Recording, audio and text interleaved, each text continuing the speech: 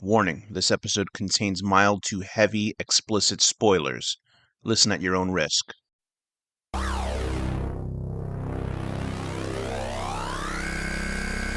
Reviews, discussions, and theories about films in horror, sci-fi, and genre. This is The Horror Deconstruction. Like, share, and subscribe to hear more. What's up, everybody? It's The Horror Deconstruction. You can find us on Instagram, Facebook, most likely on YouTube. Give us a like, share, and subscribe. Hit that bell icon. Hit that thumbs up. With your host, KOMP and DECKARD here today. So, DECKARD here is with me because we're going to be talking about one very important film that people slept on for a long time ago, but it seems to be getting a very much needed reevaluation in the scope of all cinema, and also another film that this director also did. What is that film that we're talking about today?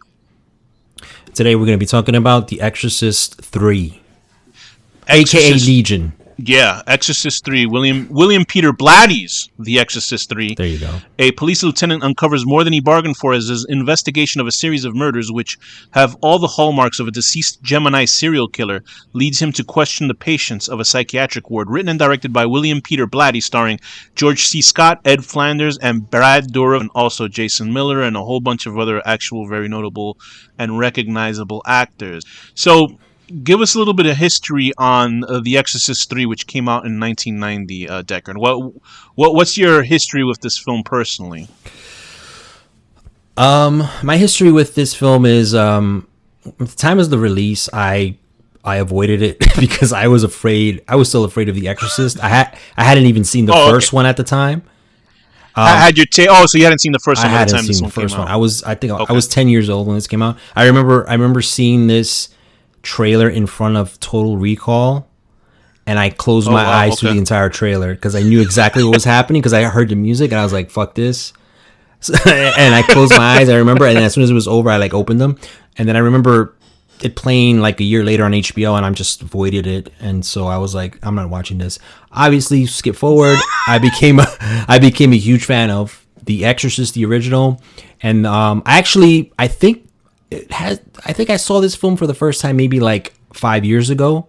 So it's not that long that I've seen this film. So did you hold off on watching it because you just assumed it was going to be a poor film? No, I was afraid of the first one. Anything to do with The Exorcist? No, but I mean for the fact that you've only seen it 5 years ago, though. No. I think I just apathy. Just one of those movies that went under my radar because I just never. Also, I didn't hear good things about it, from the original release. Okay. So I was like, it's probably not that good either. And it wasn't until I started to hear people. Did you hear specifically bad things about it, or you just didn't hear anything about it, that it was good or bad? I think I heard some bad things about it. I do think. And this is all from the original release. Because it wasn't received that well when it first came out.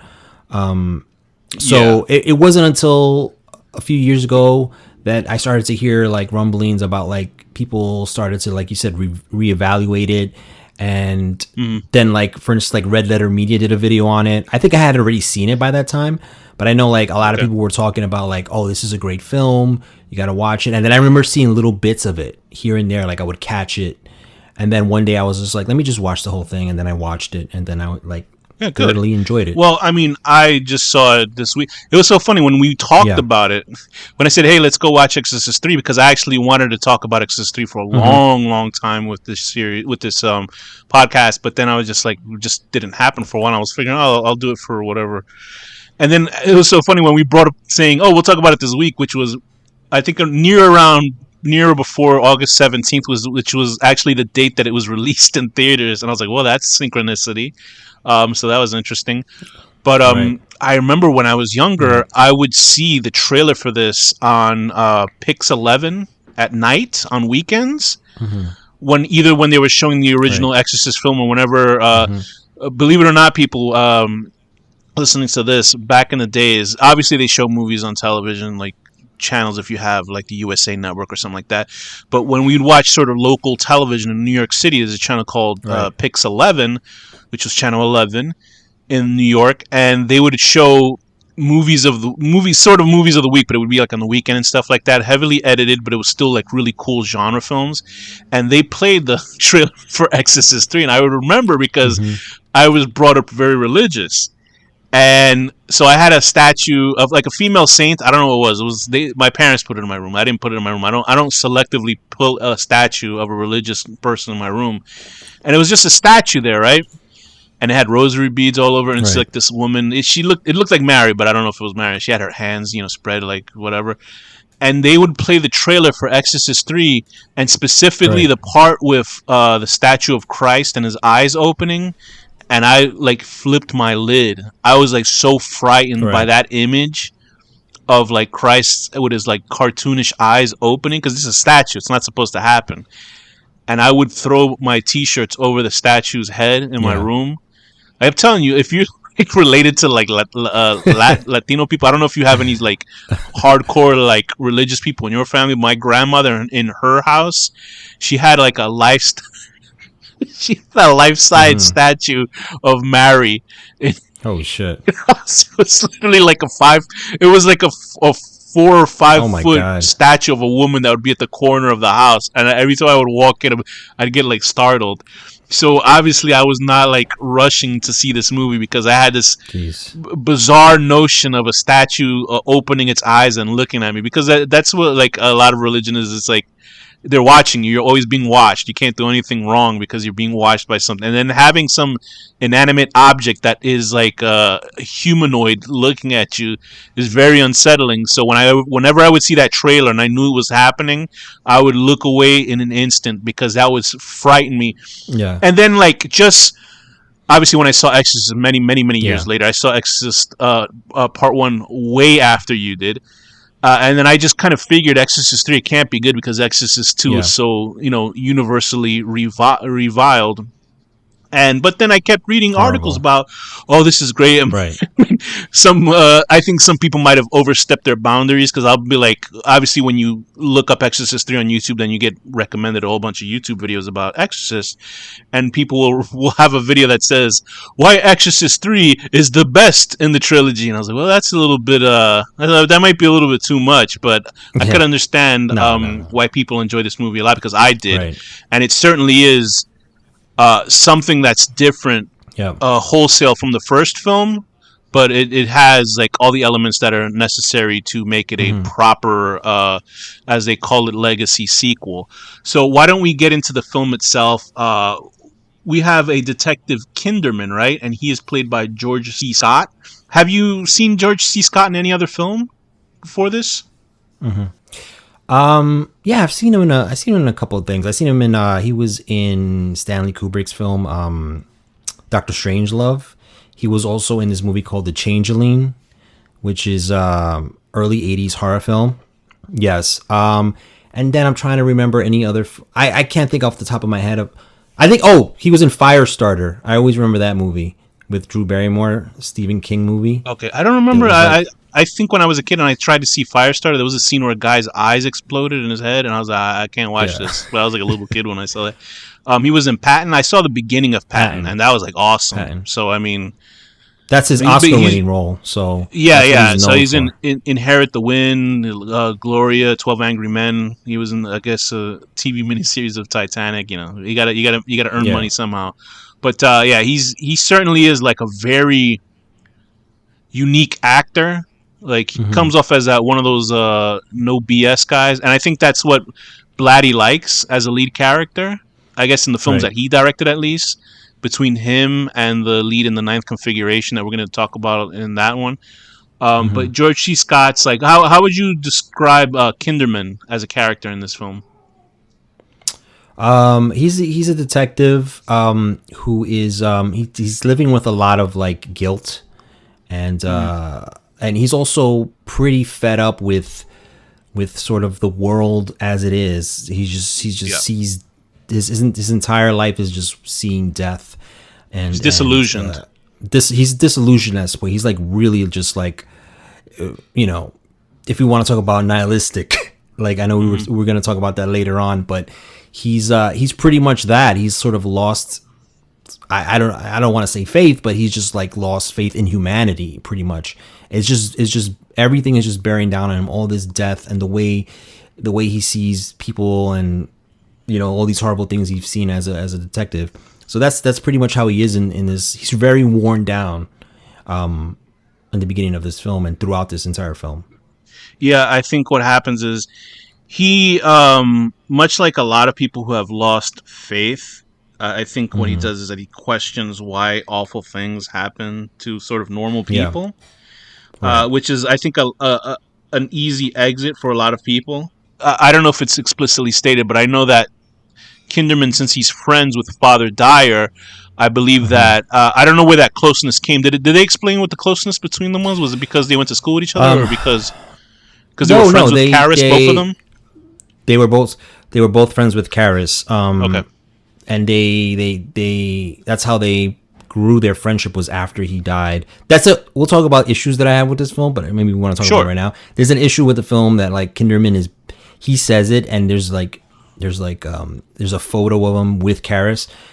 They literally met one time in the film, in the original Exorcist, and in this film, we're meant to believe that they're like best friends. He even says, Father Karras was my best friend, and I loved him, and I'm like, you guys. Was that the only time they met in The Exorcist? Yes, that was. And it's like stated that that's the first time they met. I haven't seen The Exorcist in a while, so yeah. I mean, well, it's even if you just go with the timeline of the movie, I mean, he's interviewing him because right. The death of the director, like the director's head got turned around. So they talk, and they have a great conversation. Like they talk about like the actual murder, the accident, but then they have like this little banter, like they're and which we see in this film that he's a fan of movies. So he invites Karras to a showing of a film, and he's like, no, he like rejects him, and they have like a little bit of like a laugh between each other, and so like you can tell that like they would become friends if they had more time, but he literally doesn't see him again until he's dead. And I think in the book they actually meet a second time. But so even in the book, they don't have that big of a relationship with each other. They don't. Okay. So this is my only issue with the film, and I'm like, so Blatty fucked up. He wrote the fucking story. I'm like, bro, you got to come up with something better than this, bro. Because there's the first shot of Kinderman is he's at his desk and he takes a picture of him and Karras, and I'm like, when did you take this? And he was wearing the sweater. That in the original film, they're talking the first time they talk. I'm like, did somebody just snap this? Like, why you? Some of the worst Photoshop ever. Yeah, and I'm like, you were talking to him about a murder. You were like investigating, and you were just like, take a picture, and they're like so jovial and happy. I'm like, that photo is so poorly done. I would believe that in the mother when she's walking through the kitchen and you see that ghost's head. I would believe that more than I would believe those guys, the two of them being friends in that picture. One thing about that, Mark Commode, I was listening to because he's a big fan of this film too. He is The Exorcist. And he was like, when I met William Peter Blatty, I asked him about that. I was like, how come they're best friends in this film? And he just said, I had to do that for the story. And I'm like, bro, you had to come up with something better than this, because anybody who's watching this, most people who are going to watch this have seen the first film. So I'm like, it just, I don't know, it threw me off really, obviously I got over that and I was like, let me just enjoy the film. But that little detail, I'm like, it could have been done better. Yeah, no, that's a big thing. Like, I mean, as a film person, it's huge. Yeah, I mean, and if it's the guy who wrote the first film, you expect there to be some sort of, canonical cohesion with the other film, but whatever. Exactly. Okay, so that's a huge one. And it's funny that I didn't pick up on that, but I haven't seen the first one in a while. So apparently also, in the novel, apparently the novel's good as well, but there's no exorcism that happens. And I don't mean to spoil the book for you too, because I actually want to read the book also. Yeah. But there is no exorcism in the book itself. Right. So the ending is different. There's no priest that comes at the very end of the novel to take care of business. Like in this film, apparently they shot the film closer to the book. And then the company said, listen, this is called Exorcist 3, put fucking exorcism in the movie. Yeah. So then he had to reshoot the ending with an exorcist in it. And it's so funny because it seems like that if you got rid of that character, it would that does the exorcism in the film, you could see them not necessarily needing that character because it feels like an insert, because there's a guy with no dialogue and he's just sort of in his house. Right? That's my other big issue with the film is that I know it was a studio note, so I know that's why it's messed up. Now, with that, the exorcism scene is amazing.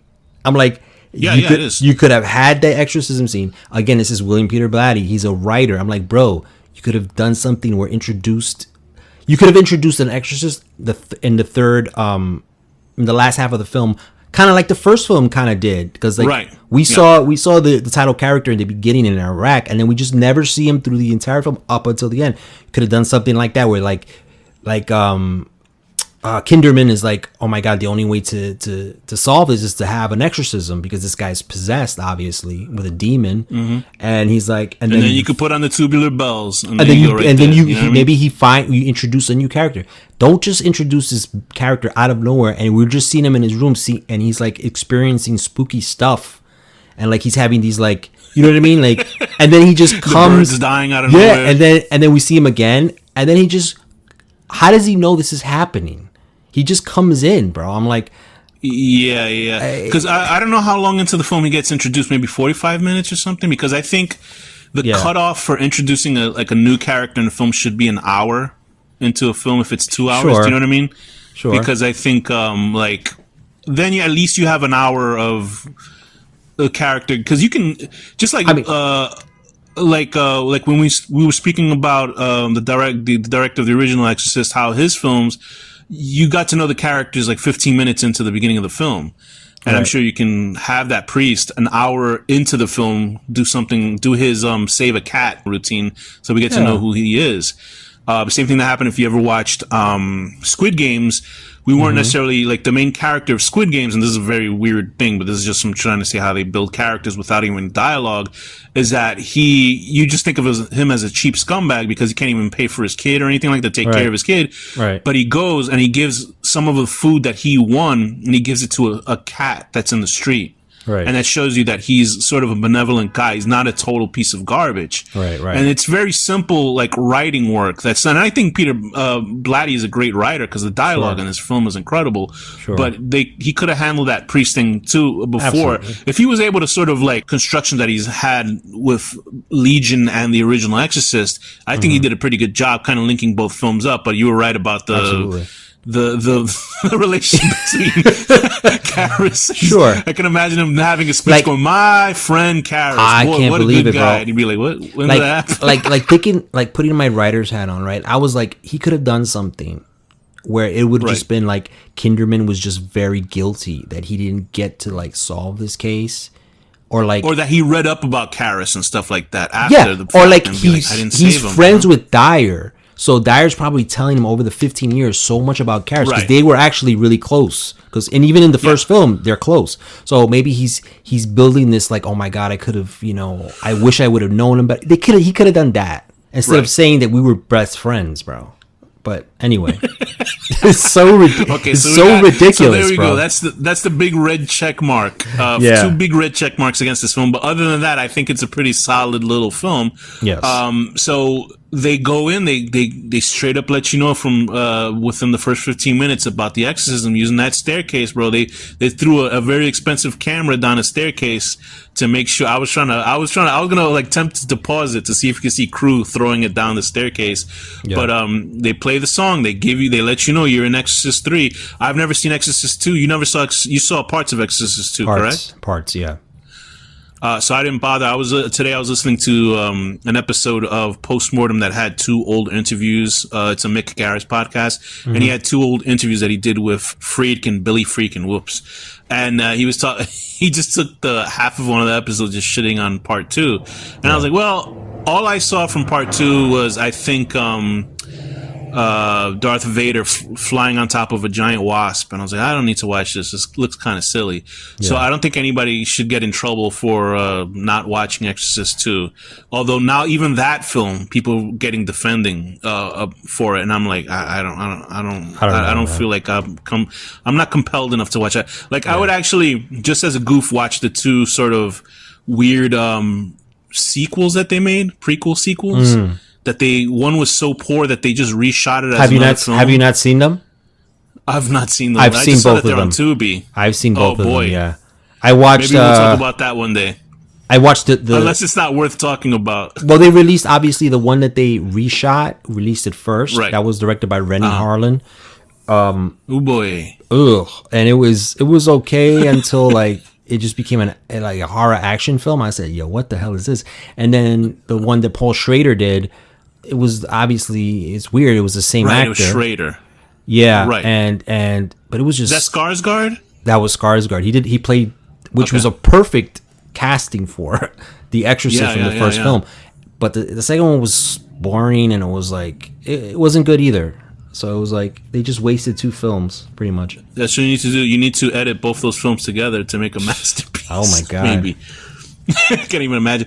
But so I took down notes. I was skimming through this film again, Exorcist 3 today. So instead of us going scene through scene, but I was just kind of taking down some notations. And of course, obviously, you have any notions of what made this movie work for you. So I think it's a great, like, Blatty. It sucks that Blatty only got to make 2 films. Yeah, I thought the same. I don't know whether it's because I think that he has such a unique directing style, and it doesn't feel like amateurish or like he doesn't know what he's doing. But it's such a weird tone of a movie, don't you think? Like, it's obviously like at first and foremost, it's like a murder mystery sort of thing. There's no like explicit gore until the very end of the film, which I think I'm sure that was a studio saying, "Hey, make that priest's face fall half off of his head," because there's no gore in the movie really, besides them mentioning things. Like even the part where, they have that whole hallucination at the end with the young boy's body coming out of the ground, and the statue of Christ's head is on his body.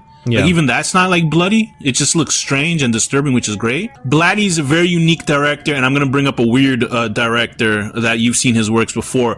But and I'm not saying he's similar to him, but I got vibes of like S. Craig Zahler, like the guy who did, Dragged Across Concrete and the other 2 films that he did.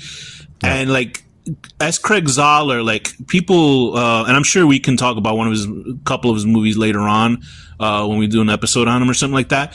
But he's sort of controversial for what he doesn't say about his like political beliefs. So people automatically start thinking things because whatever. So I'm not talking about that. But his films are so uniquely his own style, that like when you watch it, you're like, okay, this is a Zahler film. And that's what I felt about Blatty with his films, because I was like, not only he's a great writer, because his dialogue between the characters is so good that I'm like, his films are uniquely their own sort of Blatty type of film. And it's hard to describe it. It's almost like saying like Ari Aster has his own type of film, and I think that's just like Tarantino. But Tarantino, the thing with Tarantino is he sort of mixes other people's films as his own film. Right. But his dialogue is so unique that, that's a Tarantino film. Right. But with Blatty, like his use of empty spaces, like in the beginning of around the beginning of the film when there's a nightmare about the young boy who gets murdered. Right. And you're just doing that slow walk down that area, and you see the kid popping up, like, because you first see the kid like on the side of the building. In the corner. He's like in the corner. Like he's like in the corner, and the camera like just passes him, and you just see him at the edge of the screen, and you're like, he's not even the center of attention, but he's just there. No, it's like creepy as hell. It's just an unsettling. It's unsettling, and you're like, what the hell's going on? Because it's not like overtly musical, the scene. It's like a lot of it is just like weird ambient noise. So it passes him, and then you see him again, and he's handing off a rose to us, our point of view. And I was just like, oh, this is a weird fucking movie. It's just unsettling. And you can see now that, like, when I was listening to Friedkin's interview, he said, all I did was adapt The Exorcist for the book to the movie. And I'm like, well, yeah, because the tone is very similar. It's similar to it being just really fucking unsettling and unnerving. And I think that's what Blatty does, is he takes that tone and that style, and he like takes it he notches it up like to the next level with this film. You could tell that it's in the first film, but it's under a different director. So I'm sure like Friedkin, because the first film is so grounded in reality that he still has those like tonal things that Blatty has, but he didn't take it to that level. And I think Blatty was just like, I'm gonna go that extra mile and really like make it very like stylistic in my way, but it still feels part of the first film. if you just look between this and the ninth configuration, there's a gorgeous shot that we'll talk about when we talk a little bit about that. But it's stuff that's like out there, like it's not like grounded in reality. And this film at least uses it perfectly with the dream sequences. Right. What did you think about the sound design in this film, though? I thought the sound design was amazing. There's this one sound that he uses throughout the film, like of a growling. It's like growling. Yeah. And I'm like, it sounds like a gorilla and like a lion put together or something. But he always uses it. I feel like he uses it in place of like the demon or the entity that's. And I'm like, this is beautiful. It's like you don't even have to show anything. It really creeps you out because it's this like underlying thing that's just hovering over you, which is what a spirit or a demon would be in, like if it was reality. You know what I mean? It's always there, but he lets you know it's there because of that growl thing. He never has to show you anything. Right. So I think that's an awesome like addition with the sound design. I think the sound design throughout this entire film is amazing, as well as like the music. There's great music stings, like horror stings in this. Yeah. That is like, I don't even know what it is. Like people screaming with a high pitch. Yeah, right. Yeah, I don't know what it is. There's one scene though with the growling where I think it's Patient X. The thing that made me laugh about that is because Kinderman's talking to Patient X, who's like obviously Karis. We'll get into that. Right. And then like Patient X has just finished this big monologue, and then he starts growling like an animal. He literally growls. I was like, if I was Kinderman, I'd be like, I'm gonna do this interview outside the fucking window because I can't imagine anybody making that sound, because I would get the fuck out of there. But okay, let me go outside. I'll talk to you through the bars because fuck this. But yeah. So going back to the weird dreamlike shit that happens, there's a not a nightmare but a weird sort of dream that Kinderman has about like purgatory, I guess, and all the people that died, right? Yeah, this is either purgatory or it's like they're waiting like at the pearly gates or something. Because it's right. Yeah, that's what I assume pearly gates is, like purgatory. Right. But I guess purgatory, like they're waiting because it's in like a train station, so they're like waiting to like get through or something. It's like if you ever seen Bill and Ted's Bogus Journey, I guess it's like that before that. But there's some weird cameos, dude. Like I saw Patrick Ewing in there, Fabio. Did you see Samuel Jackson? I didn't see him until I saw the second time I looked at it. It was a blind guy. Yeah. I was like, that's Samuel Jackson. Like, what the hell is he doing in there? But so it's really bugged out because then on second watch you'll see people with like their necks sort of like Frankenstein scars on it. So I guess those are like the victims of this guy, the Gemini killer, right? Because apparently it was based on the Zodiac killer. Because this shows you how bad I am at retaining information from Zodiac. The movie that Fincher did, is that the Zodiac in 1974 actually commented on The Exorcist in 1974 in a letter. And I was like, really? I thought he got like disappeared way before that. So that's why the Gemini killer is in this film. So I thought that was a really interesting thing that happened. Right. Do you think the symbolism in this film like was very clear, or do you think it was a little bit obscure enough to sort of make up your own interpretations for it? I think it's a little bit of both. I think there's stuff that is very clear, but I think it's I think he does both. You know what I mean? There's some stuff that you're like, I don't understand what this means, but then there's a lot of stuff that you're like, okay, I get it. You know what I mean? Like especially in that dream sequence, obviously, the people that have the stuff, the necks cut with the what is that? Frankenstein stitching. Frankenstein stitching. Yeah. You know, obviously that's people that have been killed, but he sees his friend Father Dyer there, and we didn't talk about it like kind of story wise. This is before he finds out he's dead, so he's having a dream with Father Dyer already with those stitches. So he's almost like being able to tell, kind of like a premonition almost. You know what I'm saying? I think most of the symbolism is pretty, easy to like ingest and understand what he's meaning with it. Moving on, let's talk about Father Dyer, his relationship with Kinderman. What would you describe that like? They're best friends. They're the true best friends. They're true best friends because they both kind of knew Damien Karras, and because they're kind of living with the fact that he died, and they kind of don't know if he killed himself or he was thrown off. Right. That's the big through the question. stairs. That was like, that's still an open question, and it's known around like the town and stuff about.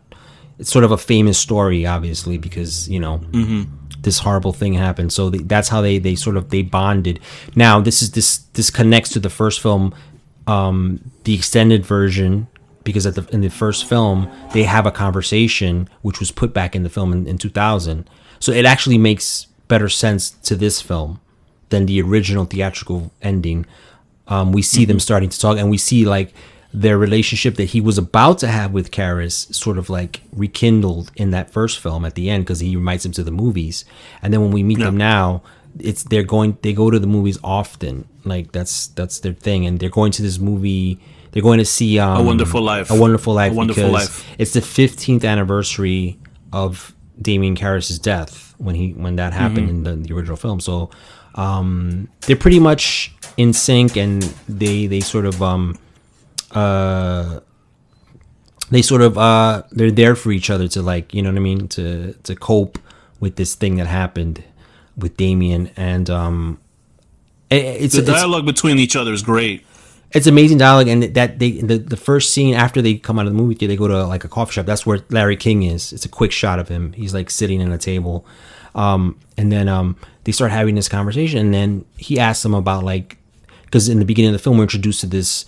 It's a murder scene of a little boy that Kinderman like explains what happened to them, and I think the conversation they're having is sort of like this existential conversation about, like, you know, again, Kinderman is completely, he's devoid of any feeling anymore. He thinks the world is horrible, and so Dyer still has some faith. He'd rather live a long life and not die, because there's nothing after this kind of thing. Right, and then sort of Dyer's trying to cheer him up, and then he tells him about the murder of the boy and like what happened, all the details, and Father Dyer's face. 2 things shoved in his eyes, right?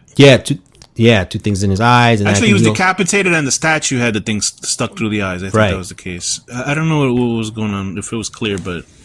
And then Father Dyer's expression when he tells him that is like the horror in his eyes, like all the faith he had just sort of like dwindled in that moment. But it's just that's pretty much the relationship between the 2 characters.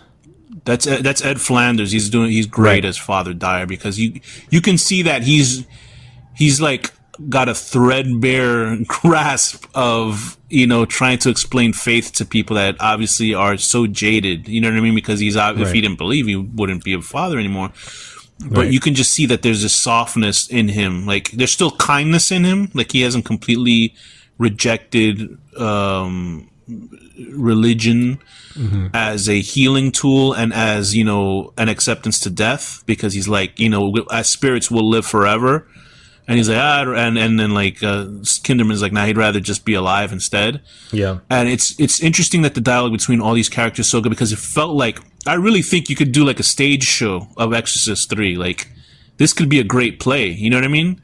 Absolutely. Because it's not, I mean, like, just with the fact that there's like no gore in the bodies. And the interesting that, like, when Kinderman goes to see the bodies, he only checks their hands. Like, you never see him like, they never like pull the sheets off the bodies. He just checks their hands, and he'll just lift up like the sheet, and they'll see it off screen, and he'll be like that. Yeah. So I thought that was really interesting, especially when we get into the stuff with Patient X. I think which I understand now. I understand the plot now, because I think the first few times that I've seen this film, I didn't quite understand what was happening with Patient X, and then I was like really paying attention, and then I'm like, oh, I get it now. So anyway, I was confused about this, because when I saw this, I was like, I always knew that Father Karras was in this movie, but I didn't know in what capacity until I watched it. Yeah, I knew Brad Dourif was in the film, because every clip I saw was with Brad Dourif. Right. So when I'm watching it, and then they show, they show Jason Miller. Yeah. I'm like, did I have like some sort of like? I thought I had, what is it, the Mandela effect? Right. I was like, Brad Dourif's in this movie, isn't he? Because he's supposed to be the crazy guy in the thing. Yeah. But anyway, so before any of that stuff, I also recognized the lieutenant that worked under him, under Kinderman, is a guy named Grand L. Bush. It's weird because he retired acting like in 2002 or something like that. Really? If you saw the horrible Street Fighter movie, he played Balrog in it, the boxer. Oh, shit. But like, I think he just makes his living off of like going to, Hollywood signings. When people just like pay you to sign their photos of you and stuff like that. Yeah. And I realized like, if you or I were like in a Star Wars movie and we had like more than 3 lines, we could like live off of that forever. Yeah. Like that'd be the greatest thing of all time. He was in a lot of movies, I know, right? That guy was in a lot. One actor that I recognized immediately that maybe you didn't notice it, the altar boy that worked for Father Dyer. What is his name? I had it right here. That guy was in everything. Kevin Corrigan. He was the altar boy. That guy was in. I know that him. guy has not stopped working. Maybe I don't know if you saw Pineapple Express. He was in Buffalo 66. He was in the Departed. He was in Departed. He was yes, right. Leonardo DiCaprio's cousin. Because he's a very unique like sort of character actor. I was like, yo, this movie has everybody, dude. I was like, this is crazy. There's a big murder at a church, right? And so how does this all lead to Kinderman Does? Because and the thing is, it's like very like explicit. Like we didn't even think about it, but they actually just show the murderer right there at that point of the film. Like I didn't even think about it because you're like, the old lady that was in the psych ward. Yeah, like that's her. Like she's the killer, and they don't even like. Killer. It's not even like trying to hide it, but you as a viewer, you're like, nah. You know what I mean? It can't be her. Yeah, and it's a great scene. Can you describe that scene? Yeah, so the scene, we cut to a priest who is doing confession, and it's this super creepy scene, man.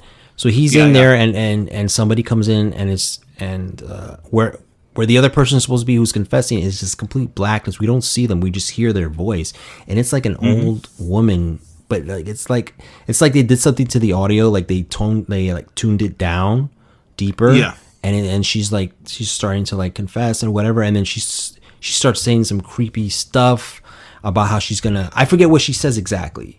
But does she say anything like? She talks about how she has to confess because she'll confess for even the smallest things, like taking like a straw or something like that she didn't need or something. And then like she starts confessing about the murders that she's done, and then the priest starts like getting he starts getting scared, and then it just cuts to like a screaming woman, and we're like, what the hell? And it cuts to, I guess, when they find the body, and it shows the old lady too, like because like frame her and the nurse that we eventually see later on in the film. What is her name?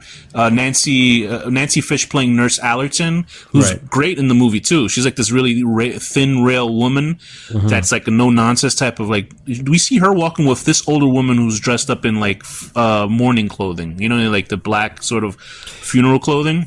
So are they trying to say that they found her there and they're taking her back to the psych ward? No, we see the both of them walking to the church in the scene before this, where the priest is murdered. That's why I was like, why are we focusing on this old woman walking? Because I thought maybe she was going to a funeral. Right. But then when you see the priest talking to that dark void, and then he gets killed.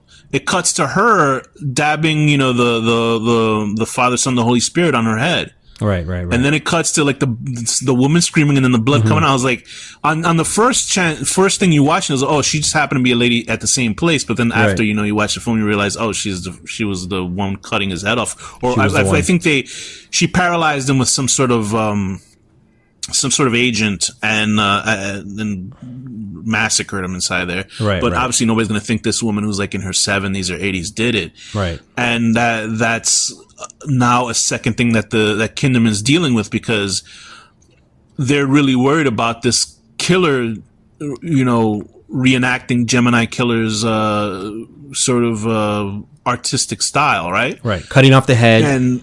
And there's a couple other things that he does that Kinderman explains. He put a symbol on the right hand. So that's why Kinderman keeps looking at the hand, and then he also cuts off the middle finger or something on the other hand. And later on, Kinderman explains it. He explains that he knows this is the real Gemini Killer because when they originally were trying to catch him, they leaked the information the wrong information, that it was on the other hand, because they were getting a lot of copycats that were calling in and saying, I'm the Gemini killer, this is the hand that I did it, and they knew that they were wrong. But he knows that nobody could have known other than the police that this is the way the Gemini killer was leaving his mark. So he knows that this is the real Gemini killer. Everybody's telling him he's dead. He got electrocuted. You know what I mean? Yeah. So it was 15 years before that, right? It's 15 years before that, which is, and connects to the first film. But that's creepy as hell, bro. Yeah. Yeah, and it was 15 years prior when Karras fell out of that, window down the staircase. Right. So that shows a direct connection between that sort of issue, and it was a very important moment in Kinderman's life. Although you would think that he would be at the prison watching this guy. Although I don't think he was originally the one that was. Well, yeah, I guess he was hunting down the original Gemini killer, right? But they had caught him by, I guess, 1975 or something like that. Yeah. And so we have this whole sort of this, and the way that the film is structured, like this sort of weird, nightmarish police drama. Mm-hmm. I think it just works perfectly for Blatty's writing. You know what I mean? His writing and directing of it. I can't explain what type of film. What genre would you put this? Obviously, it's like a horror film, but what genre would you put it as? I would. It's so tough to put this in a genre. I would say this is a psychological. I would say it's a psychological thriller with horror elements. But that's just because the stuff that they added in. But even without it, I would just say psychological thriller, procedural. You know what I mean? Because that's really what it is. It's just we're not seeing that much gore. You wouldn't call Zodiac a horror film, even though we see killings, right? Because it's more of a procedural film. Yeah. So I feel that's what this film would have been if it didn't have the exorcism stuff. But I would say that it's pretty much it's all psychological. This film, you know what I mean? It's right. It's you're not seeing much, but you're seeing creepy, horrible stuff. That the aftermath of it, you know what I mean, and just the stuff that they're talking about. The implication is much more scary than the actual sort of thing of it, because I think it would have cheapened it if you actually saw it. Now that I think about it, because it's when you saw, they did the same thing essentially with Seven, where not necessarily everything was shown. You'll see, who's the guy that was tied down to the bed and he was Yeah. Like a zombie. You saw him in very small slivers. And the guy who was tied down to the bed. The guy that was tied down to the bed. Yeah. It's so they that was showed more explicit stuff than this. Yeah. There's a scene in Seven that is you don't see anything. You're just being told, and how you understand what happened. They show a Polaroid of the strap on that he was wearing. You remember that scene when he had to talk about it, the monologue, right? And the guy is just saying what happened, and all you see is the Polaroid. You never even see anything. So it's that's a perfect example of psychological thriller or horror. It's you're just sitting down and listening to somebody tell you a haunted house story. You know what I mean? So it's like a campfire story in a movie, but the acting is so good. You're Jesus Christ, I don't really need to see what this guy saw, because if it's as bad as he says, then that's enough for me. Yeah, and then at first you don't know what he's talking about. You don't know. Right. He's they put it on me, and then they just slap down the Polaroid, and it's that's all you needed, that shot of the Polaroid to explain everything. You know what I mean? But that's kind of how this movie is. You know what I mean? It's and that's what Blatty does with this film. Is just the implication is way more creepier, and I don't know whether that turned off. I think it had to have turned off the people that originally saw the original Exorcist and then saw this completely different type of film. Right. For them, because Exorcist was pretty explicit for the most part with stuff that happened, because you had a 12-year-old girl whose face was essentially melting apart, and she was vomiting, and her head was turning around. You know what I mean? So although there were parts where the first guy that flew out of the window down the staircase, they didn't show that. They just talked about it, which is so there very was much stuff like that. Very much like this film. That's why it's so connected in stylistically, is because they did the same thing. They didn't show certain things. But I'm sure people had issues. They're expecting some crazy stuff like The Exorcist, you know what I mean? And that's why he didn't even want to title it Exorcist. he wanted it to be Legion, and they could have done it. They could have done something with like the marketing where it's like Legion, an Exorcist story or some. I don't know. They didn't do stuff like that back then, but they could have done it a little bit more like classier in a way that people or not even do, it'll be risky, but not even say it's part of The Exorcist. And then when people watch it, they're like, "Oh, this is connected to The Exorcist." Like it's a surprise. But I'm sure that would be too risky back then. You know, to not even say anything because they need that was their form of prequel or requels and all that reboot crap that we have now. In a perfect world, that's how it would be. Yeah, no, people would have to like care and give a shit about their films. So this leads to the next scene where Kinderman goes to see his friend Dyer at the hospital because it's not specifically stated what's wrong with Dyer. Right. Probably has just some sort of natural issues as a man getting older, probably respiratory or whatever. And it's such like sweet dialogue between the characters that I wish that Dyer didn't actually die in the film. Yeah. Like I wish that he sort of like survived and there could have been like some sort of buddy sort of. Imagine if Dyer had to do the exorcism at the end of the film. That would make a lot more sense. But I guess you need that sort of explicit stab to Kinderman's friends, right. For him to have some sort of justification to hunt down this killer. I would think he would go after the killer no matter what. Right. But I think this was when we learn out why this was happening. It's obviously makes sense why the Gemini killer does what he does. But this leads up to a great scene. After Dyer's dead, he walks past by a statue of Christ that doesn't have its head, which I don't understand. Like, which nobody noticed, but okay. Nobody noticed. There's a statue without its head on, but okay. So we find that Dyer has his blood has been drained into like without not even a smudge of blood outside of these canisters, right? Mm-hmm. And then somebody wrote on the wall, "It's a Wonderful Life." So this is explicitly calling out Kinderman for his relationship with Dyer. Right. And I think they find a thumbprint, right, on one of the canisters that leads them to one of the older people in the psych ward.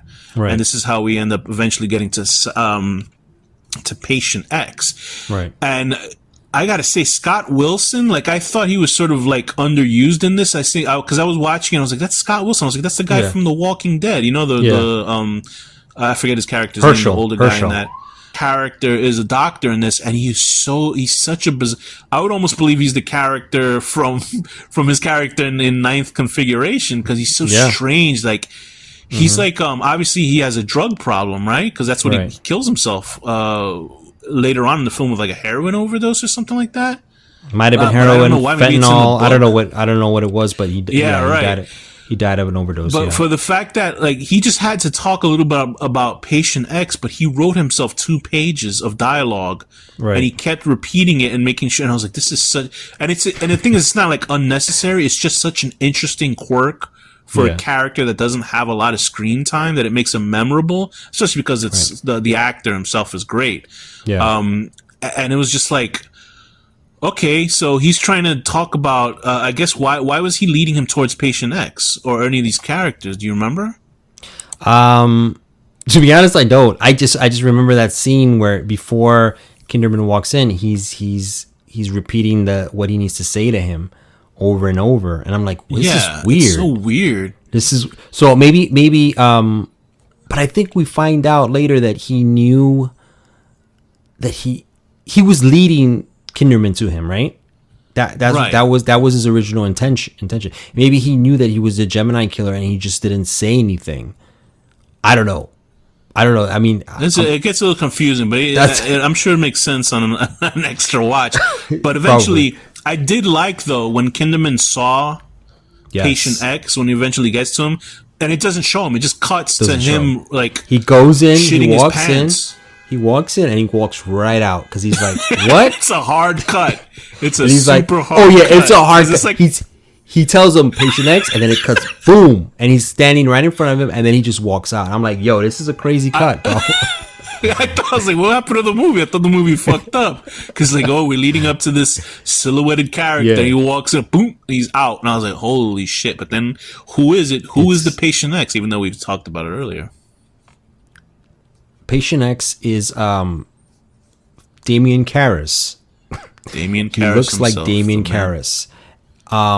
He looks like shit.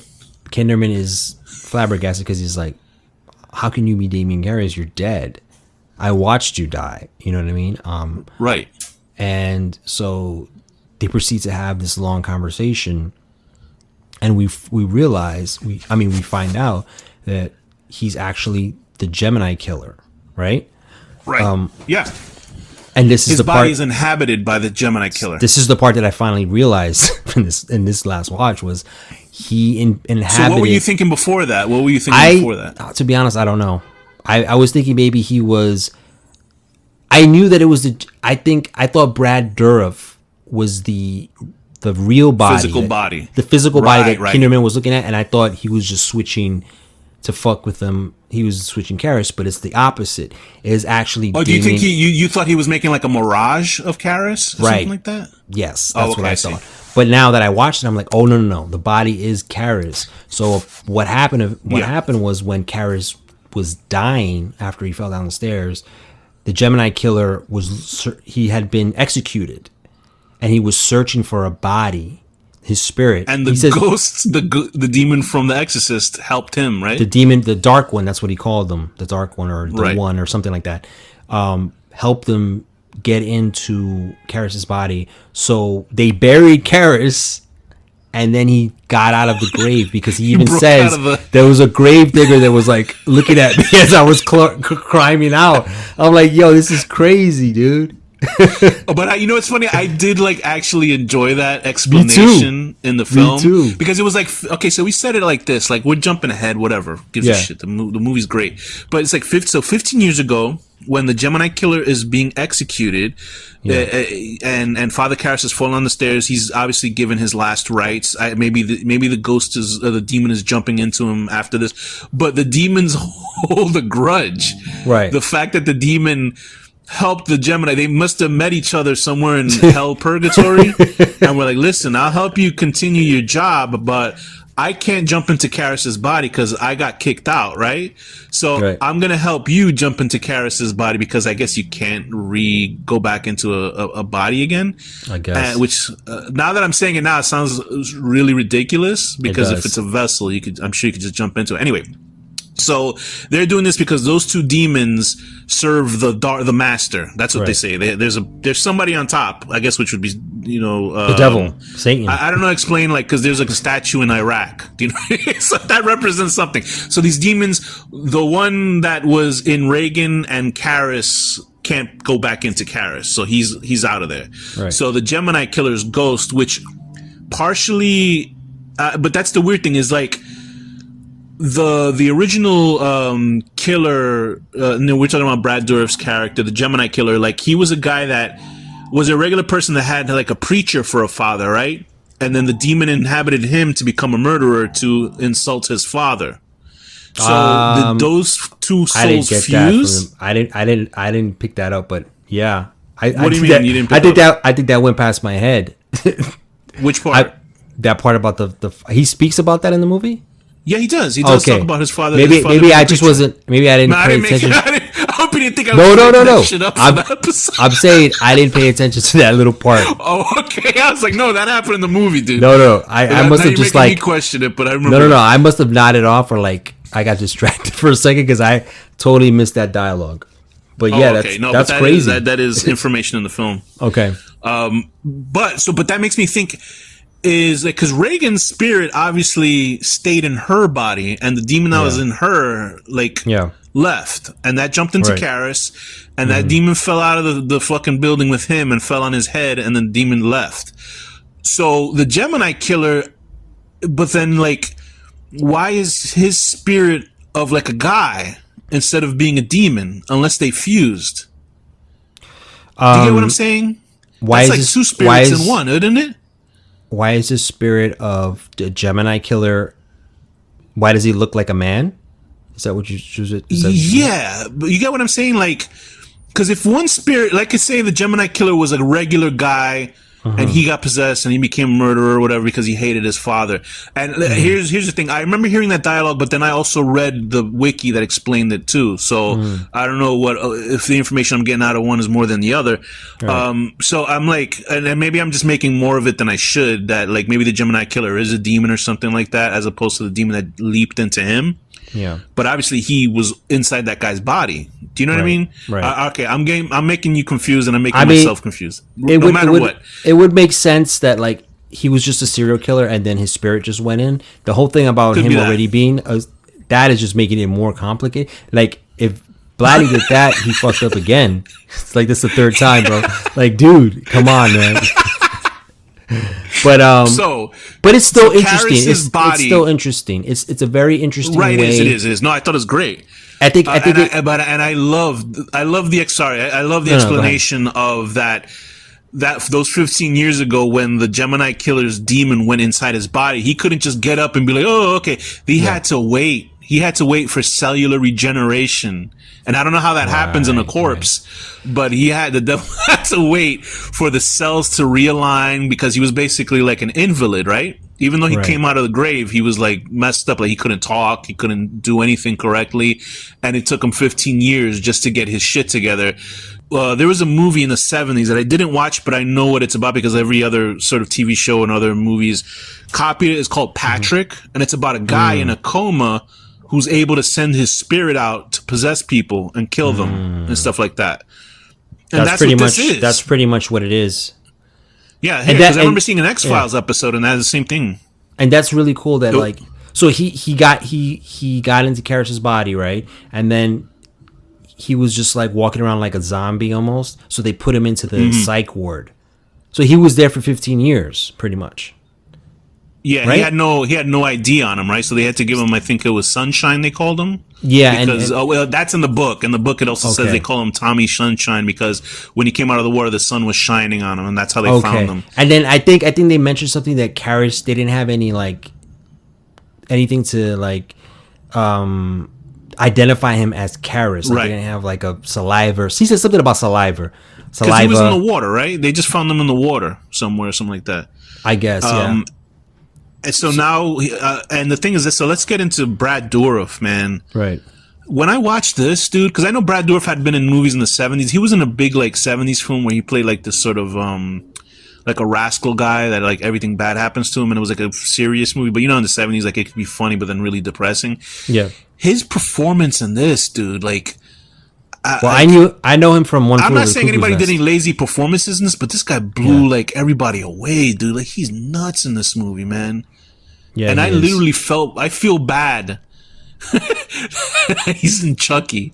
Do you know what I mean? Like, he's great in Child's Play movies. He's great because he's the only reason to watch any of those new shitty movies, dude. Shitty TV shows. I'm gonna tell you, bro. I was watching the TV show, bro, the first season, and I enjoyed it, dude. I'm gonna tell you. No. I love the first season. I'm not too much of a big fan of the second season. I didn't see the second season, but I'm like, the reason I watched it was because of him. The reason I watched it because he's great in it. No, he's fantastic. He's fantastic. It's the fact that I haven't seen him in anything else besides Chucky. That's the only part where I feel bad. Maybe it's because the second season I didn't like that much. That's why I'm like, oh man, I feel bad for him because he sounds tired now in the third season coming up. But he is phenomenal in this movie. Yeah. The monologues that he does, and he looks like his fucking eyes are like gonna pop out of his head. There's a scene in the Ninth Configuration I'm gonna talk about where Stanley, what is his name? Keach, right? Keach, like, he looks like he pops a blood vessel in his eye for the movie, and that's what like this guy does throughout the whole movie. Like he is unhinged. Like he is incredible in this role. And it's like crazy that he is just not like up there, you know, with other actors, because his tics and his performances and everything he does great. And we're not like kind of glossing over Miller because we'll get to Miller, but holy shit, is Brad Dourif incredible in this film. He's insane in this movie, and he's not even like running around the movie. He's not running around. He doesn't run out of that room. He's basically like the Hannibal Lecter in this movie, but like if Hannibal Lecter was like, you know, 10 times the fucking anger issues, right? Right. Yeah, he you know, Hannibal Lecter is more controlled. He's completely controlled. this guy isn't. He's like just completely off the hinge, angry. He's just like, he's letting it all out. And they do this great thing with his voice where they like the same thing they did with like the old woman. They kind of like, they play it like they make the sound, they lower his voice sometimes. And then sometimes it keeps fluctuating throughout his conversation. Like it gets low and then it gets like normal and then it gets a little high and it's like, but it's they'll like also dub somebody else's voice in like a child's voice or something like that. A couple times, which is like what demons do. I guess I don't know. I guess he's a demon. I don't know what the hell he is, but anyway, but it's cool because it gives you that supernatural element in there, like without showing like his face turning or anything. Like just the fact that the voice is like fluctuating is really like freaky and scary, and it gives you a sense of like supernatural things are going on. You know what I mean? Yeah. And so pretty much, Kinderman realizes that he's a Gemini killer, and he's sort of in a way he's like toying with Kinderman. He's talking about like, he just talks about these crazy things like victims, like when their heads get cut off, and he's just talking about the murders that he's done, and it's crazy. And yeah, his performance is amazing. Why do you think Brad Dourif has the lion's shares of that stuff? Do you think because Jason Miller was just like didn't have the energy in himself to do it? Because Jason Miller, like I'm trying to think like, supposedly the movie was like 15 years ago. It was like 1974 was the original Exorcist, right? And this is in 1990. But Jason Miller looks like 1,000 years old in this movie, and it's not just because of makeup. He looks like that regularly in the film, and I was like, right, why are they giving all of that? Because you could have easily had just, you know what I mean, Jason Miller do all of that stuff. So why do you think they? Because I don't know. I think they wanted to distinguish the difference. Okay, I think that's really what it was. I don't think they were like, oh, I don't think Jason Miller can do it, because I think Jason Miller's a great actor. Yeah. I just think that they were like, we need to show that this guy is really crazy and in another way than just being, because once we see Karras, we're like, oh, it's Father Karras, you know what I mean? And so like they needed to show that in another way visually, so the cutting between the different actors. So they were like, we need to show the real Gemini killer and how he is and how ferocious he is. So they got another actor for it. And they got the right actor, obviously. So I think that's why they did it. And probably part of it was like, they were like, we know that Brad Dourif can do stuff like this. You know what I mean? So yeah. It's interesting. Their scenes together, because I kind of wondered, like George C. Scott, I think he's about 100 years old in this movie when he's acting. He looks older than his wife. He looks older than he looks like his daughter should be his granddaughter in the movie. Hell yeah. There's some points while I'm watching the movie, I'm like, I worried about George C. Scott, like his fucking pacemaker falling out of his ass. There's a scene when I forgot the guy's name, the character actor that you told me they retired. That he's walking with him, and then he almost has like a heart attack. Oh, let me hold you up. And like he holds him up, and he's like, "Are you okay?" I felt like that was like a real scene. Like that wasn't even. I didn't even know the camera was on. They were just like, because there are these fits of when he yells, like George C. Scott, like, "That's all right," and you're like, "Oh shit, man!" He's like, check your pulse or something, dude.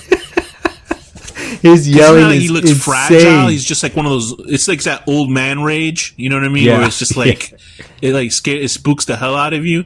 One shot that we didn't speak on, because we'll get back to Jason Miller and Dourif, is that the shot where he goes and visits that other priest, and I guess they're talking about I guess the Exorcist stuff before, and he goes and he starts walking down that hallway, and that has every like sort of sound thing that you were talking about in the movie, right. Where it was just like weird sound, and you can hear people singing like hymns and like demon voices and shit, and that was like, I was watching that at like 2:00 in the morning. I was like, I gotta go to sleep. I can't watch this shit right now. It's so well done. But anyway, I just wanted to bring that scene up. But going back, and then also it was funny. There's a weird like cameo of there's this old guy who like flashes one of the nurses, in the movie, because he's in a wheelchair and he opens up his robe to show his penis to some lady. That's a guy named Carl Oldie Olson. If you ever watched classic Conan O'Brien, he was on that, and he was old on that, and he's old in this. So I can imagine that guy was like in his 90s when he was doing that shit. But anyway, back to this. Scott's performances against, because he's like, we're to take it that George C. Scott's character Kinderman is talking to Karras, and he's not believing what he's seeing, with Karras sort of saying all this weird shit and going crazy. And just his interactions with both of them, it's just top notch. Like, George C. Scott is so fucking badass as an actor, man. He's so good in this. Gemini Killer was only hunting people with like K's in their name, right? Yeah. So the Gemini Killer is obviously, he's not the one doing the actual murders, right? Because he's tied up. He's inhabiting other bodies in the ward, and I think they explain it that like people who are like I guess crazy or like whatever, they don't have good brain function, are easier to possess. So that's why it's these old people that are doing. Is it the one lady that's doing it, or does he inhabit other bodies? Oh, I think he inhabits multiple. Because I think he does multiple. Because they even say the fingerprints are different, right? And one of the because the woman in the church was different. The woman in the church is different than the one that tried to cut his daughter's head off. Got you. And it's different than the woman who had her thumbprint on the vials. Right. That lady had her thumbprint on the vials, but they didn't even consider her. Do you know what I mean? Like, they didn't even. She actually had her thumbprint on it. So you'd be like, hey, your thumbprint's on this fucking crime scene. Like, obviously we would look into it, but they didn't even bother. So that shows you that he like kept jumping into old women's bodies for some reason. He keeps jumping. So that's how the murders are happening. He keeps jumping into these bodies because people who are in these psych wards are more like susceptible to, like, it's easier to take their bodies over because there's really like no mind left, so you can control them much easier. So I mean, I think that's a really great like plot point in the film. Like, that's what I was saying. That 70s movie Patrick, where the guy can jump out of his body. And there was an X-Files episode about I think an Iraq vet who had no arms or legs, but they just basically copied the same idea. Like, the guy was so angry that he was hopping into the bodies of other people and killing people that he hated. So it's that sort of thing. And then this leads up to one of the sort of, people say that this might be the greatest jump scare in film cinema, in horror cinema. What do you think about this? Why don't you set up what that scene is?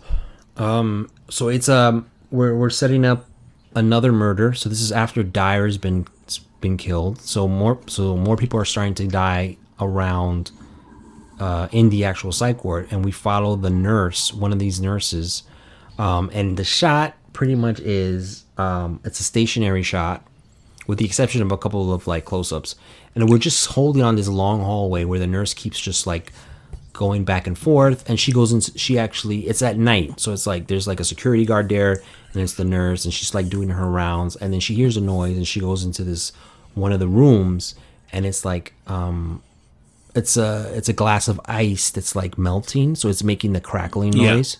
And that's a jump scare in there too. This is not the one we're talking about, but there's another jump. That's the first jump scare where the patient is like, "What are you doing? I'm trying to go to sleep. I'm going to report you." And she's like, "All right." Yeah. And she leaves, and we go. And she back says her name, so then us as the audience be like, "Oh, she has the K in her name." So So then, she says her name, she has the K, and then so she goes back out, and we're back to that wide shot, and it just holds on her for like a good 3 minutes, maybe even more, of just her walking around. And the security guard leaves. She walks to the other side, and then the final time she walks, and she's gonna go across the frame. All of a sudden, there's like this. It's a sound. It's sound, and then in the camera, it does this snap zoom, and then we just see this a person follow right behind her with those large shears, you know, like. Yeah, I think those are like cutters for like to cut joints off of bodies. Yeah, maybe? it's for like. I can't imagine what else they're used for. Yeah, it's for autopsies. Yeah. And do you think that's the best jump scare in horror? Because everybody else says, you know, in Jaws when that guy's head comes out from the water, they like note that being like the number one kind of. That might be it. This is probably number 2. That is a pretty bad. This is a very scary one. That one is one of the most. Yeah. This is probably number 2. But this does make sense where people, because it's such a static scene where you're just like, oh my god. And he uses the same, not for a scary effect, but he uses the same sort of thing in Ninth Configuration, where he knows how to frame a static shot, and it's crazy how good Blatty is with that. But that is a great shot itself. If you there's a channel called Rue Morgue that's like a magazine about, it's like sort of Fangoria, but for like the UK. I think it's a UK. I might be wrong, but Rue Morgue has a channel, and they have a YouTube channel where they have something called Anatomy of a Screen. Right. And that they have a whole video just on that sequence, and I'd suggest anybody watch that because it's pretty cool. So this leads, and they find the body, right? I think he finds like the nurse in her panties. Like that was like unnecessary nudity for some reason in the movie. I was like, ooh, whoa. I thought they cut her head off. Like why? No. That's later. That's later. That's when. Oh, that's somebody else who gets. That's killed. when the nurse that's gonna go to his house. She takes the right, and that's when he opens the door. Right. She takes the clothing. Oops. Yeah. And I was like, what? Attention. I was like, let me pause this. Hold on. But this leads to, I think, because they have the whole old lady on the ceiling kind of thing, which is kind of funny in a way, but I guess might have scared people in the 90s watching it. Yeah. But this leads to me, this to me is the only kind of screw up in this movie, like technical wise. When he finds out that his daughter's in danger because this woman has been possessed to kill. Right. The daughter, right? To cut her head off. Right. And then she, we cut to Kinderman's home, and he realizes that his daughter's in danger, so he goes to call her, right? And then the phone rings, and the wife picks it up, and she's like, she's talking to him, but then we cut back to him, and he's actually the other line's busy. You know, when they used to have busy signals, and so we're like, wait, she wasn't talking to him. So somebody, the demon is actually, using his voice to manipulating the voice, right? Right. So we're like, oh shit. So then that's when he just races there. He gets a cop car. Another cop is driving, and they just like speed. And there's a little bit of a chase, not a chase, but like a little action sequence in there where he's driving fast, trying to get to his house. And the wife says, "Oh, to the daughter, your father called. There's a nurse that's going to drop something off." She doesn't ask what it was, but anyway. Right. So Kinderman keeps cutting back and forth, right? It keeps cutting back to the nurse that she's in a cab and she has like a bag on her lap, and that noise of the demon keeps happening when we see her, so we know that she's possessed. And so it just keeps cutting back and forth. She gets to the house, and then Kinderman finally arrives. And he walks in, and everything's fine. I don't know. I guess maybe you might have found it funny as I did, because this is the part where I was like, "Uh-oh." This is the only part where I was like, "Oh boy." What part did? Oh, yeah. So he goes in. Go ahead. The part that made me laugh is like he gets to the apartment, right? He gets to his house. I mean, his wife lets him in. Yeah. I would say the worst actors in this movie is his family, but oh my god! Wait, can we talk about that for 1 second? I thought please go ahead. I thought of the exact. I said, "Yo, bro." First of all, his wife's voice has to be dubbed. Yeah, because I'm like, it had to be. Why is her voice sound so weird? It doesn't sound like it's from another movie. It doesn't sound like it belongs to that body. Her voice. Yeah, and I'm like, why is this happening? I don't understand.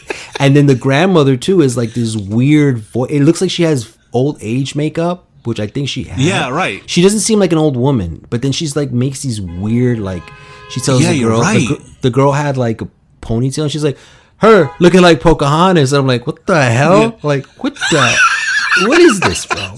It's the worst, bro. But I'm like, the guy that drove Kinderman is like a bad actor too, because he kind of just walks in all like a robot. Yeah, and then the daughter sits in the chair. Go ahead, but when the daughter opens the door, she's like, oh, it's Dad. Like the worst acting, and I'm like, what the hell? So anyway, the daughter just sits, and then and Kinderman's like, what's going on? And everything's fine. So he's like, but he doesn't see the old woman sitting there. And then he's like, I don't know. Explain this part to me, because I'm like, so she gets in there and the wife is like, this woman just seemed to have fainted at the door. So we got her back up and maybe we can drive her back to the hospital. So she's sitting at the chair. And then the lady reaches into her bag, which has this device that should be twice the size of the actual bag that she brought in with her, which is like that thing that shears. And it has the worst. This is like, the movie looks cinematic up until this part. This is like a TV movie level editing, because the lady puts the shears to the daughter's throat, and everybody sees this. The grandmother yanks the girl back in the worst, like fast forward. Obviously they shot this like slow-mo, like in regular like timing, but then sped up the video to make it like she yanked her quick away from the shears cutting her head off. I was like, oh my God. I was like, that's the only part where I was like, oh no, this is terrible. But she gets her off, and then the lady begins choking Kinderman, like lifting him off the floor, and it looks like the weakest choke in history. Yeah, and you see, she the cop, the rent-a-cop guy. Oh right, and then she like flings, like obviously the demon she is force powerful. Pushes him like Star Wars. She force pushes him, and then you could see like the line that pushes him back. You can see the string pulling him back. Yeah. And then she's about to kill him, right? And then she does that to Kinderman. She like pushes him against the wall. So I thought that was kind of cool, like that she has like these supernatural powers. But it was it was the execution was it was off. Yeah, so I'm like laughing more than I should, but I thought it was like a ridiculous, because to me that felt like a TV movie ending where like, oh, he defeated the nurse and that's it, because she just stops like trying to kill him, because what happens is the priest, the magical priest that comes out of nowhere in the middle of the film goes to patient X's room. Like you said before, how he knew he was there. Like, who knows? Like, how did he know? How did he know? I didn't even think about that until you said that. I was like, oh yeah, you're right. Maybe he's dreaming about him too. But like, I don't know. He shows up, and that's what interrupts him from killing him, because he just falls out the lady's body.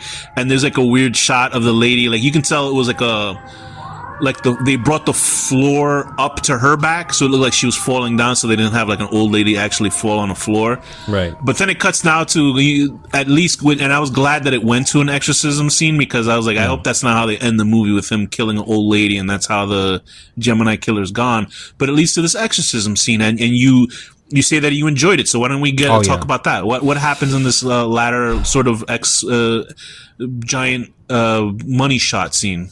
So the priest enters the room, and Father. Now we're back to the Father Karras. We're seeing Father Karras, but now he looks possessed. He has like the eyes. He has those demons. So he like, when the priest is walking down the corridor to get to the room, like it snap zooms to his eyes. So we realize, oh, the demon knows that a priest is coming. This is callback to the first film. Right. I will say though, the contacts in here don't look as good as they did in Reagan. They don't. And I don't know what it is. They look artificial. It's like he's in a metal band, and they put that like on his eyes to like be scary. Super orange. It's weird. It's weird. But so now his face is all like messed up. It looks like he's possessed by a demon, and so the priest comes in and starts to do the exorcist rites, then what happens is pretty much an exorcism scene starts to take place, and this I enjoyed it because it was so well done. Like, it's great. I felt like Blatty was like, he kind of made it feel like the first one, but then he just took it to the next level. He made more abstract stuff happen, weird stuff. The priest is over, because in the book, Karras, it's more like an argument about faith and all that stuff, and Karras just kills himself with a heart attack. That's how he dies in the book. Okay. So obviously this is different, and this is much more entertaining, if you will, for this type of film. So go ahead. So stuff starts happening, like the demon starts like overpowering the priest, throwing him against the wall, which is a cool effect. There's fire and snakes coming out and shit. Right. So then we start seeing, like, as the exorcism, even before he gets thrown around, like the priest starts like doing the rites, and then we start seeing, like, at the corner of the screen, like these, I think they're cobras and shit, and cobras and fire starts coming out. So it starts getting very like abstract, and we start seeing like these visual cues of like demon stuff, which was a little bit in the first film. It happened like a couple moments, but I feel like Blatty took that to the next level. And he was like, I'm going to do more. And it's just visually, it's really well done. It's like, and it's cool that it's cutting between that and reality, because you see the priest just he's not even paying attention to it. He's just sort of like doing his thing. Right. And then he eventually gets like thrown up into the ceiling. And gruesome fucking effect with and then the skin coming off, man. His body gets stuck to the ceiling, so he tries to pull himself up, and it's just like it's pulling off his skin, and we're seeing like his brain on the top of his head and shit. And that was great effect. And then we see like, I guess his back. We start seeing like the meat, muscle, the carne comes right off of his ass. Yeah, and I'm like, yo, this is crazy. So it cuts to Kinderman coming in, right? Because Kinderman arrives, right? Am I missing something? No, you're right. Okay. Because I don't even know why Kinderman went back. I guess because he realizes that the demon went back to Karis, whatever. So he comes in and he sees the Bible on the floor, like the Exorcist writes. I guess that's the book, the Exorcists. There's two different books, or is that the Bible? It's not the Bible. No, I think it's the Exorcist writes. The Exorcist writes, and then he picks it up and he sees the blood, and he looks up. And he sees like a stain on the ceiling, and then the priest is actually lying to like the side, which looks like he's dead. So obviously, you would be dead from that, but he comes back to life later on, and then he and the demon start like having a back and forth, and the demon throws him to the he gets stuck to the wall. And he's floating like 3 feet off the floor. He's like crucified against the wall with his gun out in his hand, and there's like lightning bolts. This is my favorite part. When those lightning bolts start coming out, I'm like, yo, this is so cool. It's great. It's like that old 80s rotoscope effect of lightning bolts, but then the lightning bolts keep making like holes in the floor and start destroying the floor, and the floor is like hollow. And then there's this weird like ghosting effect that goes over Kinderman. It's like, I don't know what it is. It's like that the demon's powers is like overtaking him. Like he gets almost out of focus. I don't know if you noticed that. Like it's like this. I know it shimmered over his face. It shimmered over his body. I can't think of what movie it was, but it reminded me of like definitely like 90s graphics of like a guy's face, like beauty. But then like the coolest part is with all those like these demons or whatever they are, people that come out of the ground, and they have the little boy's like body tied to the oars, and his head is gone, and instead it's like the Christ statue with the Sambo makeup on it, right, with the things jutting out of the eyes, and then it turns into Karis, and then Karis is on the cross, is fighting through, right, Karis is fighting through the possession also, right, and then but it's great. It's creepy. It's super unsettling. It's some of the best imagery. I'm like, yo, this is an amazing exorcism. Like the only other kind of movie that reminded me of is like the works of like the first Hellraiser movie, like Clive Barker stuff. Like if you ever read Clive, and I suggest you should read Clive. He's a great writer. Well, his first books, and like it has that sort of really super like unsettling satanic imagery, and that's what I thought about. I was like, wow, this is great. Like it's just so cool because like they just explain that stuff in the beginning of the film, and so when you actually see it, like towards the end, you're like, "Ooh, like that's what that was supposed to look like." That is fucking messed up. And it's so well done. And like, it's well done. Yeah, it's great. And the fact that I'm glad, like that's probably one of the good things that the studio said put fucking exorcism at the end, because then they made him do this because that wasn't in the book. So obviously they made the right choice to pep up the ending for him. It made him like get creative and be like, you know what? If they want me to do this, I'm going to try to do this in a really cool way. And he did. He really did. Yep. And so they, Karis is starting to fight back. Like his real, I guess, I don't know how this happens, but like his real self is starting to come out. He's been stuck in there with the body. He's been stuck in there. Because he says that Karis is there watching. Like Karis can't do it. He's basically like immobilized watching it. And I guess that this exorcism freed him up a little bit to kind of like get me the fuck out of here kind of thing. Because like if you want to talk about what we were talking about earlier with George C. Scott almost like he's shitting his pants, he really looks like he's crapping his pants, because like when he's against that wall and he's floating up in the air, you're like, this motherfucker better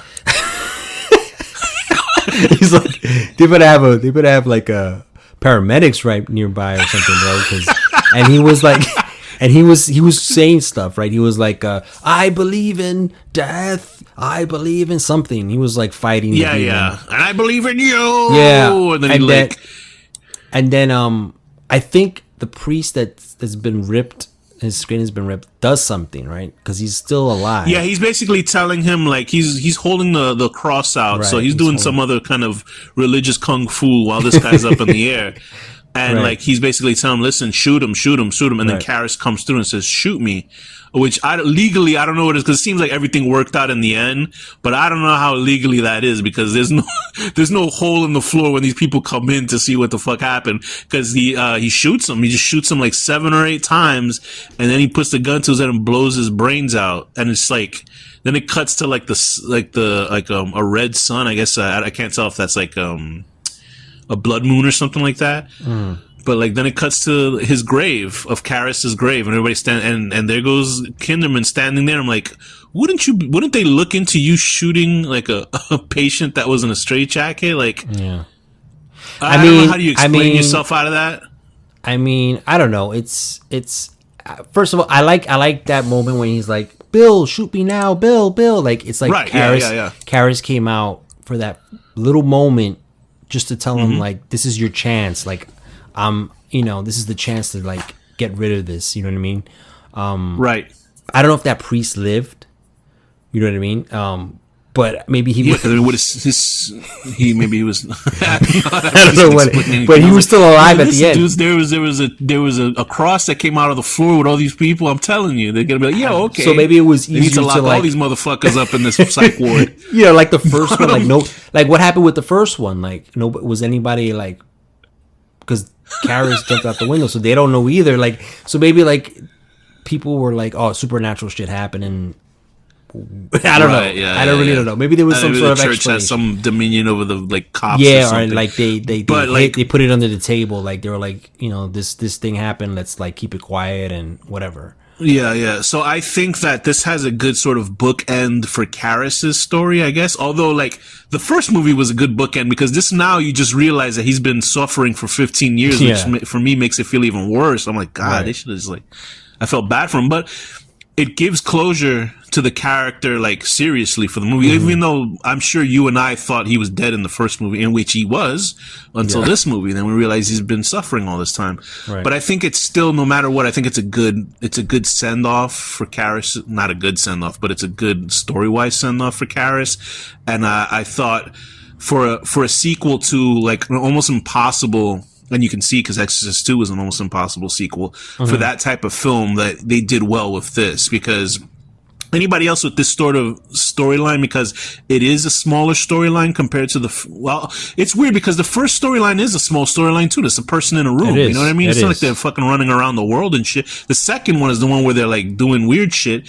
And this third film is a small story too, but I think like in any other director's hands, they would have definitely screwed it up. Because then it would have been like, they would have cheap cop. They would have done what Rennie Harlan did with the prequel. They would have turned it into this horror film where like the Exorcist. Right. I mean, a person gets possessed and it's like it turns into The Conjuring. You know what I mean?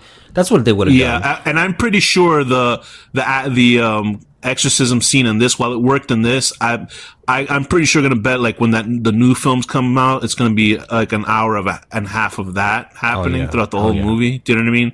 But with like Blair Witch type of shit and Conjuring stuff. So I don't know. I haven't seen it. I can only assume from all the bad stuff I'm hearing about the new one. But what other kind of observations do you have about this film? This film works because it stays true to the underlying psychological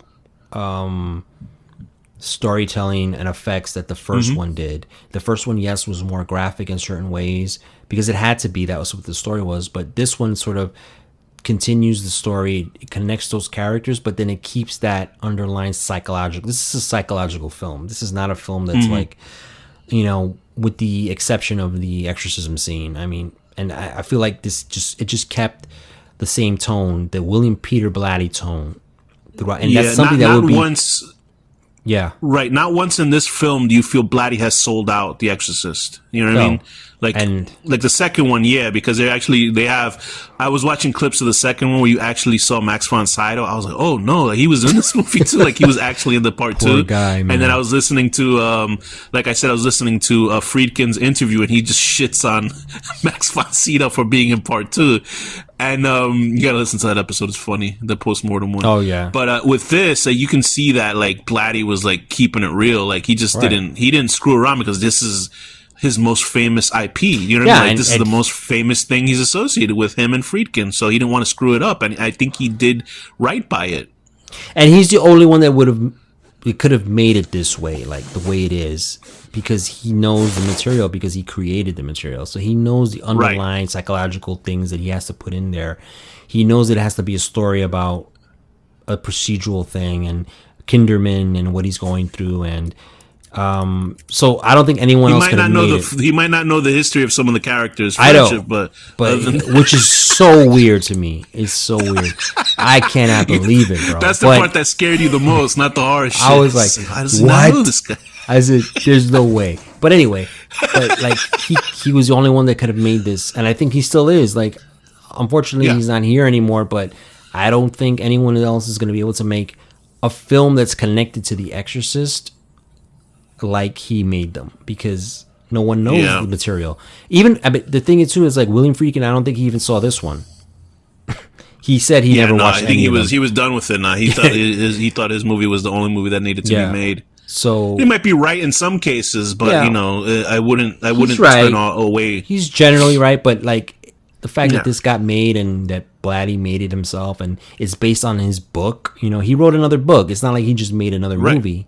He actually went back and wrote, an entire book to continue the story. So it's like, and it's very rare for an author whose first movie was done so well to then direct his own movie sequel. Yeah, you know what I mean, his own version. Like I don't know if there's any aspects of that happening anytime. I'm sure it's not like, or even write a book impossible, or even write a book that continues this. I think the only person who did it was the guy who did the Jurassic Park.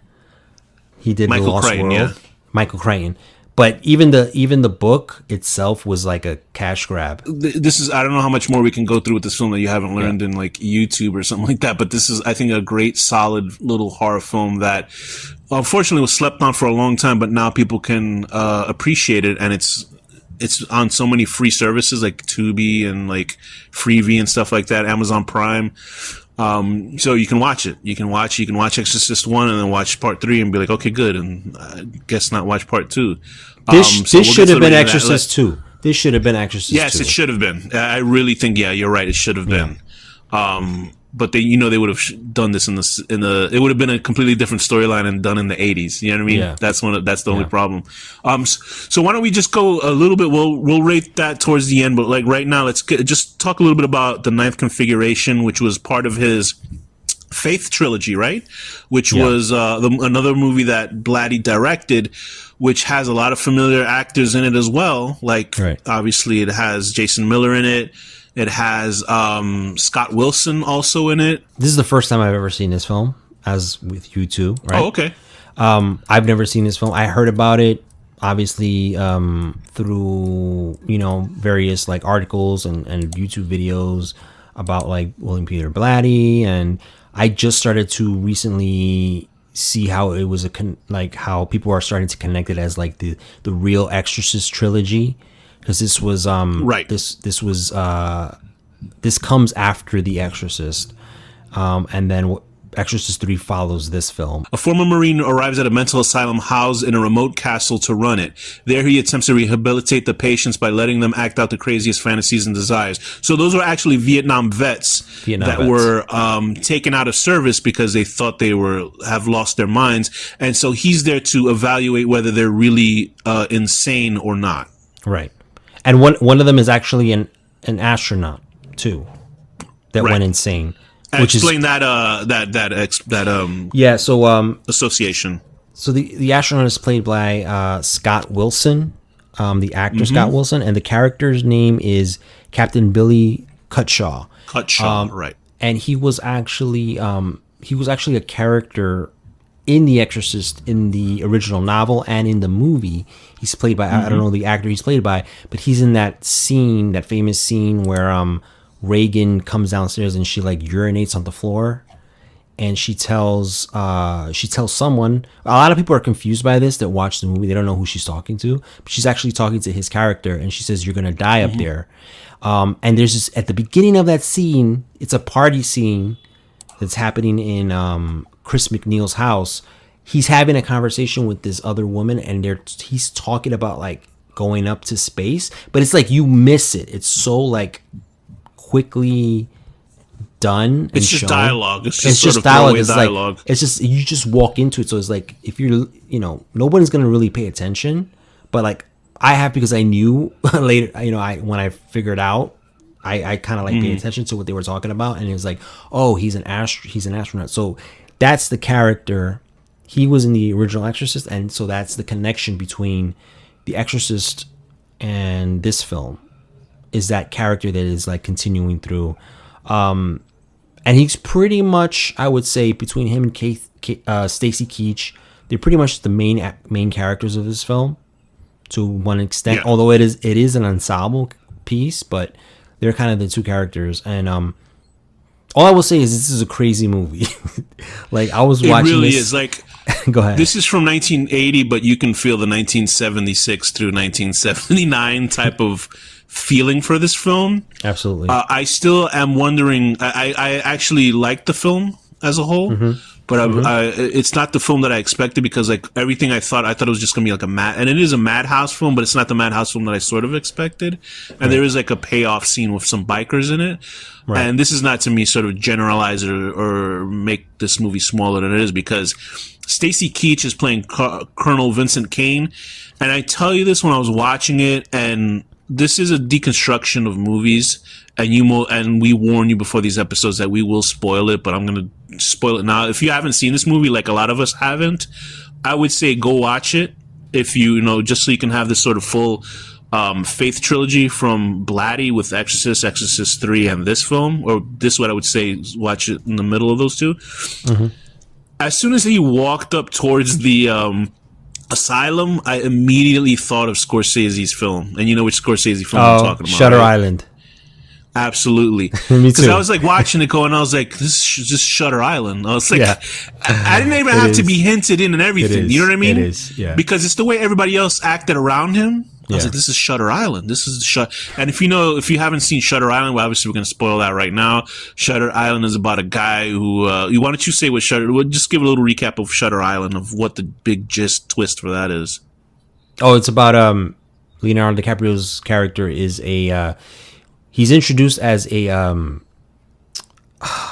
he's a, what is it? Like a detective, right? He's a police officer. He's a detective. And he's taken to this remote island to solve a crime of a missing patient. The twist is he's actually the patient. He's the patient. He's actually a patient, and they're doing a role play to try to get him to snap out of his delusion. So everything that is happening in the film is being set up for him to play through his delusions. And that's literally what this is. This is what this movie is. Scorsese a hack? What's going on? Well, Scorsese do? It's based on a novel. It's based on a novel. So the guy who wrote the novel, I got scared for a sec. The guy who wrote the novel. I still got faith in Scorsese. I still got faith. So that guy, whoever wrote that book, ripped off this movie. Shutter Island to me is a masterpiece, but I get they got inspired by this film, because I'm like, absolutely. And I didn't even think of that in the beginning. But once I started to understand what the plot was, I was like, "Wait a minute, this is Shutter Island, bro." But anyway, listen, I just said the thing from Exorcist 3 was Patrick, that movie about the guy who could jump out of his body. So there's only 5 horror movies you can make all the time. But anyway, but back to this stage. I mean, just to read off the people that are in this film, it's the only movie that I'm going to compare it to a movie that I haven't seen, but the only feeling that I got of this was like MASH. You know what I mean? Right. MASH was basically about like these people in the Korean War, like all these doctors and field doctors and stuff like that. And it's like it feels like sort of a wacky 70s comedy, but it's not wacky because there's something very like depressing underneath it.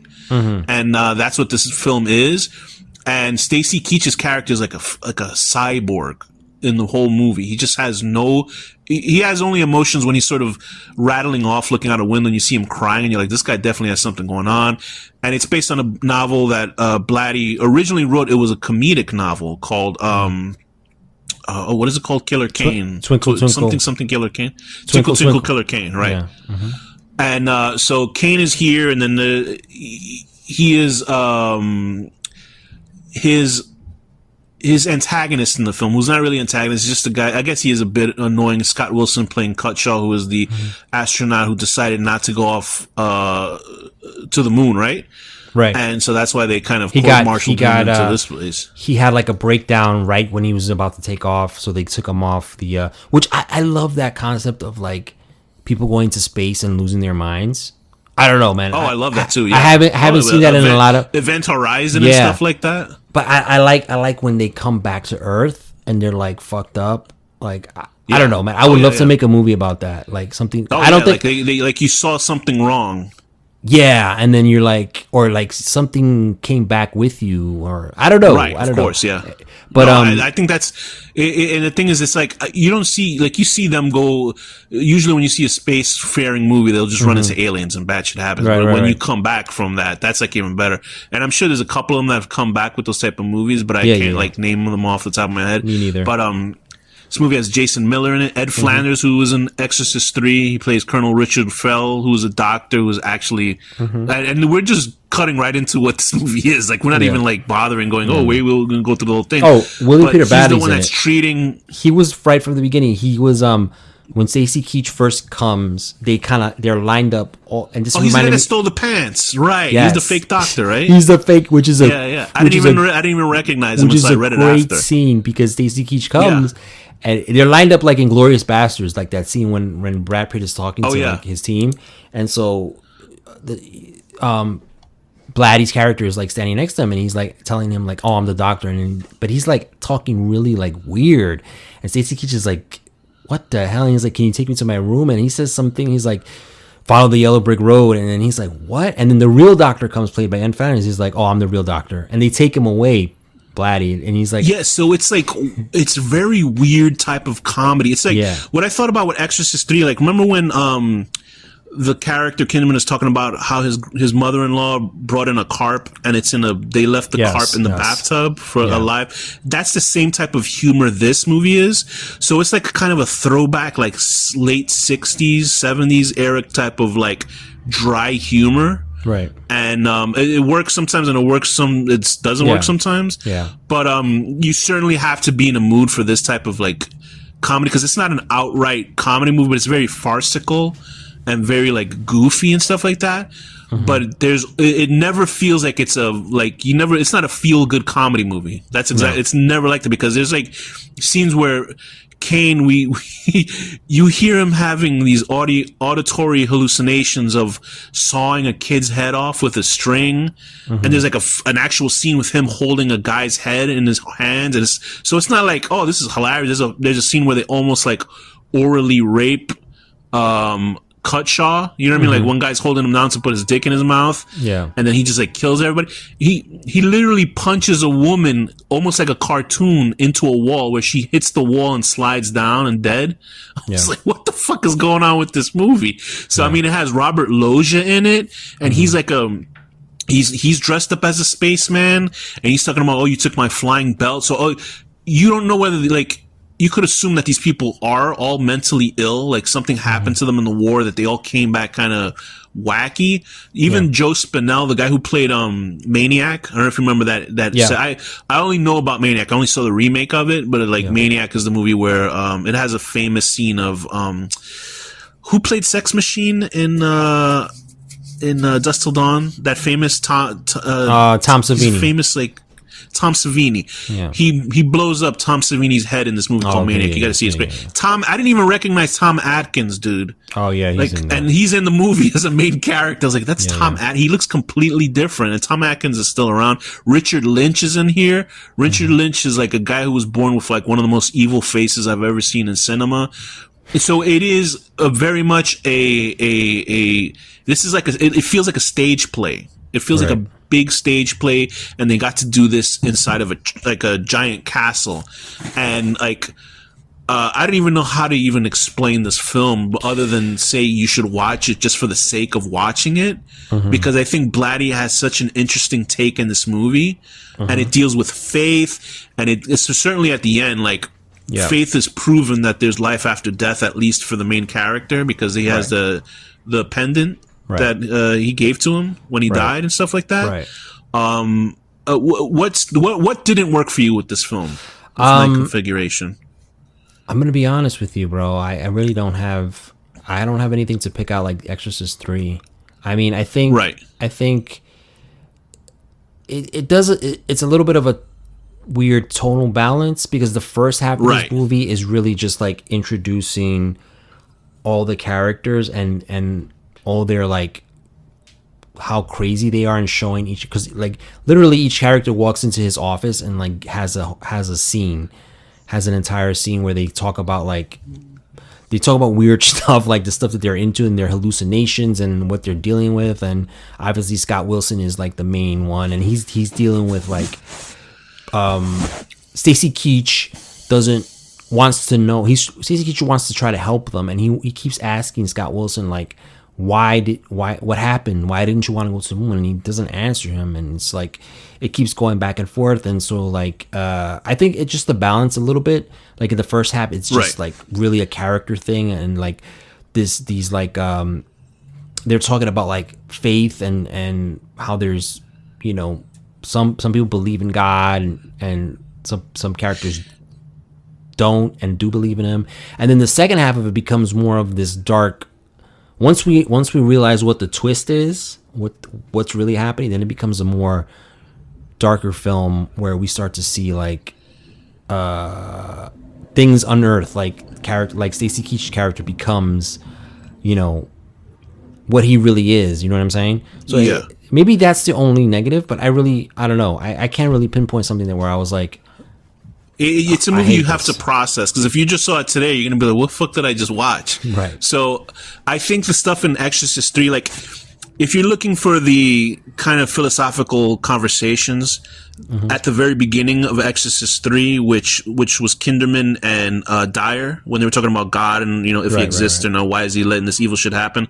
That's like at least for the second half of this film, that is completely what is spoken about with this movie, because they're all talking about if God and Scott Wilson's character is talking about, he says, oh, let's not call him God, let's call him Foot. Would Foot come down to save such and such? And it's a really interesting dialogue. But the thing is, like, if you're not in the mood for sort of interesting conversation wrapped up in some sort of weird 70s comedy, you kind of have to push through it. But I was fine watching the movie, because I knew there was I was accustomed to the kind of character work that Blatty did with Exorcist 3. So I was kind of figuring here, I wasn't expecting this type of film, but I thought that the conversations were very intelligent. You know what I mean? Like there was a point, and everybody had a firm ground to stand on with their discussions about things. Right. And there are two really great standout visuals. One of them, just like the static shot in Exorcist 3 with the lady cutting the nurse's head off. There's a shot, but it's done for comedy reasons, where Keach is sort of standing in the middle of this hallway, and Jason Miller keeps coming in and out of this room with these dogs that he's auditioning for Caesar. So this is more of that sort of weird 60s humor shit. But that's like one shot. The other shot is this gorgeous shot of Scott Wilson when he's talking about why he didn't go to the moon. Oh, yeah, and his nightmares. And it's a shot that I was like, it's so incredible. I haven't seen this type of shot in another film, because Blatty is a writer. So you're like, oh, writer, you know, obviously writers write interesting things, but they're not a visual guy.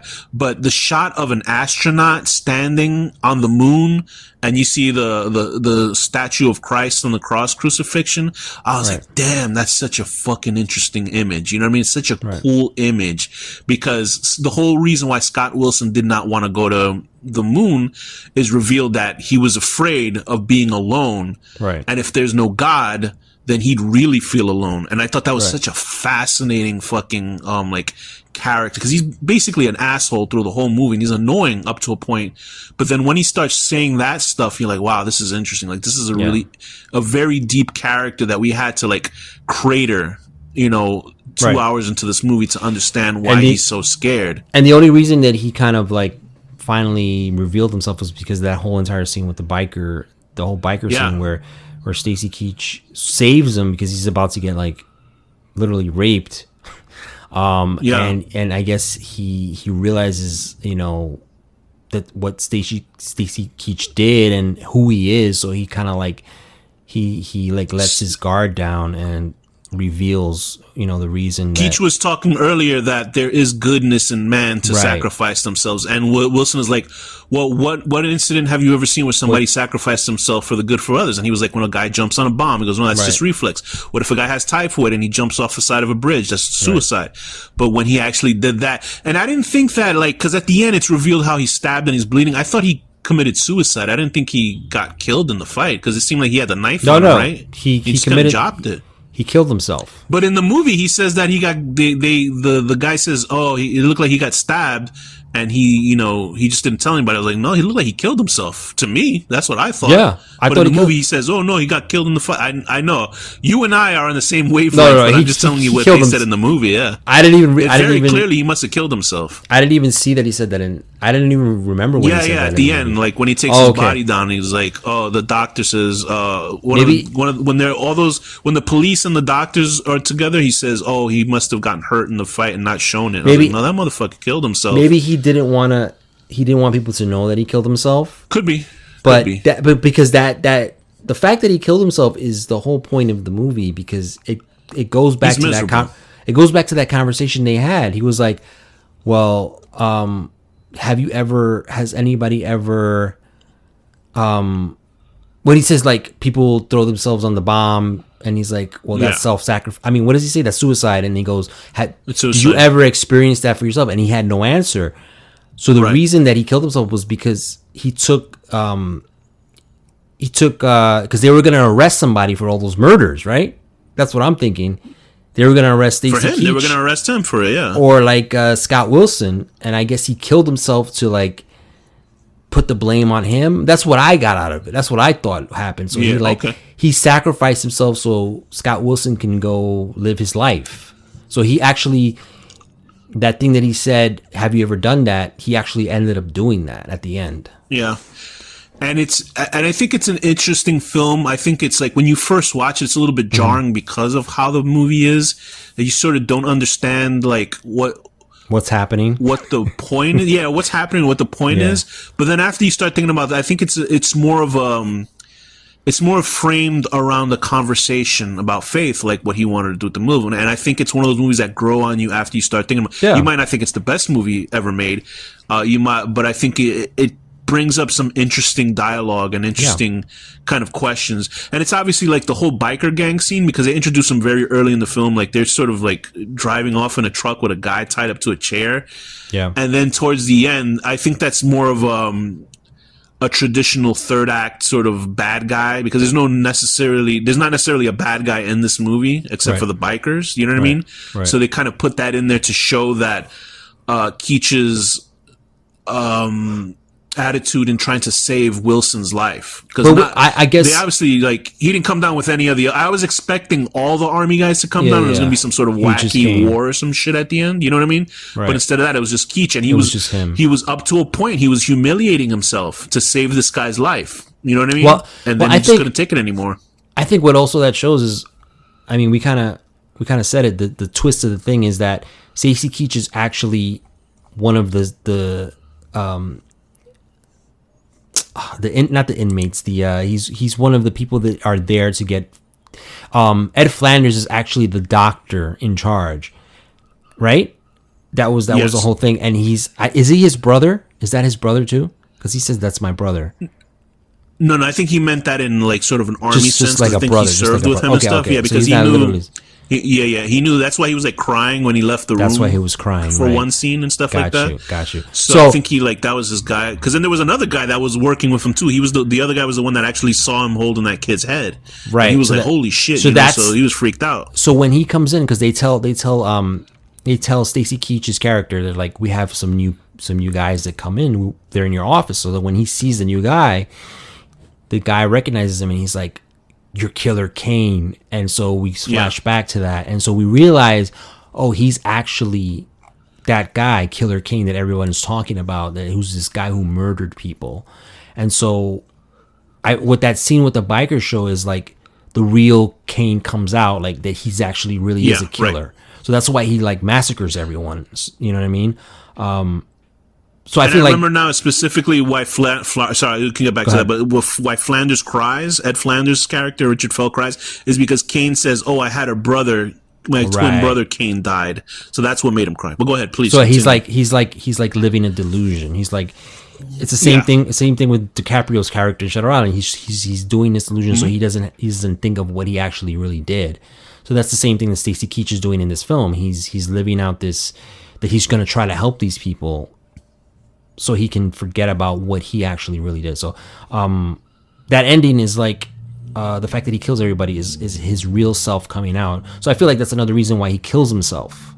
Because he's like, I finally revealed myself. I'm finally living with what I did, and I killed more people. So I just, I'm gonna end it. You know what I mean? Yeah. But I mean, that was a really good twist. Even though it reminded me of Shutter Island, I was like, if I would have watched this in 1980, I would have been like, oh, that's pretty cool. Yeah, I think what happened here is I think this movie served as a good foundation for Blatty to make Exorcist 3, right? Like a more solid sort of put together film. Not that this film like suffered any, like there's no room of sort of emptiness with this film. It seems like something's happening, you know what I mean, like every scene, but it's not as sort of tight or wound up as like Exorcist 3 is. It's not, yeah. So I think Blatty learned from this when he meant to make a more sort of streamlined film with Exorcist 3. So I think it's an interesting film and it's worth watching. And I don't know if that comes off as sort of a lukewarm review about it, but I think it's certainly worth watching just because it has some great acting in it and the dialogue is killer. It's the dialogue is great. Dialogue.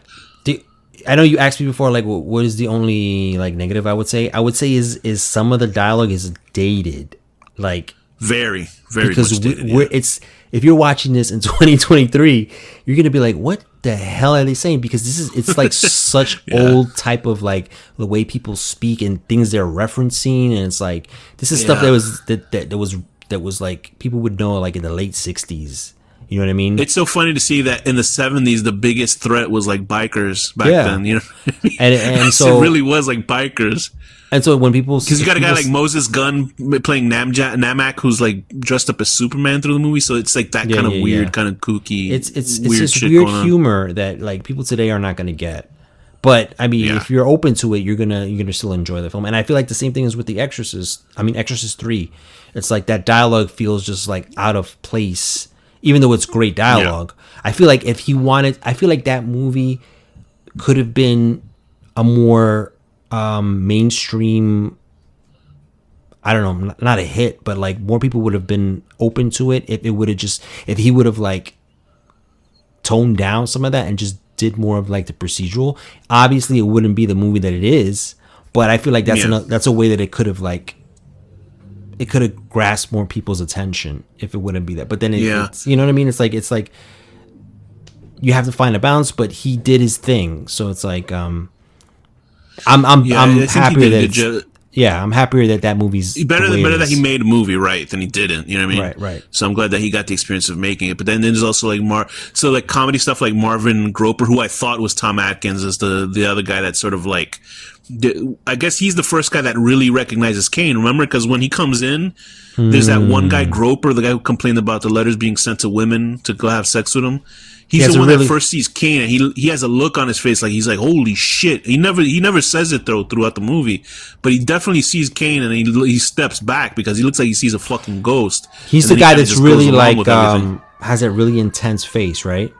Yeah, that guy. That's the guy I mistake Tom Atkins for, but that's the guy who was like because that's the guy who first sees him and he goes, whoa, like you just see him step back and gets the fuck out of the room. There's a scene where Stacy Keach is like, he gets really angry. I think this is the scene where you said like his eyeball was gonna pop. His eye looked like it fucking burst a vessel, right? And he was like, "Get out of the room!" And that's when the guy was like, "Oh shit, this is." Because I know this is Kane, you know what I mean? This is Killer Kane, so he's like, I gotta get the hell out. Dude, Keach is intense in this movie, dude. I've seen Keach in a bunch of stuff, But Keach is so good in everything that he's in, man. He's such a good fucking actor. But he's solid, and I didn't even realize. I guess he does have a cleft palate. I never noticed that, unless that's like a slice on his lip. But that's because he's had a mustache for so long. I've never seen him without a mustache. Right. Yeah, I've seen him. I've seen him in other movies that he has that cleft palate. Yeah. Oh, okay. Yeah, he's spooky in the movie. He's great in the movie. But I really don't have much else to say about the movie. What rating would you give? We're going to rate Ninth Configuration before Exorcist 3. So what rating would you give Ninth Configuration? I'd give it... totally without being afraid of saying the truth, you know what I mean? What you felt about it as a movie. I'd give it a... Let me see. What are we rating? What is the rating scale? It's a 1 out of 10. Oh, 1 out of 10? Whatever happened in the movie. Yeah. I'll give it about let me see.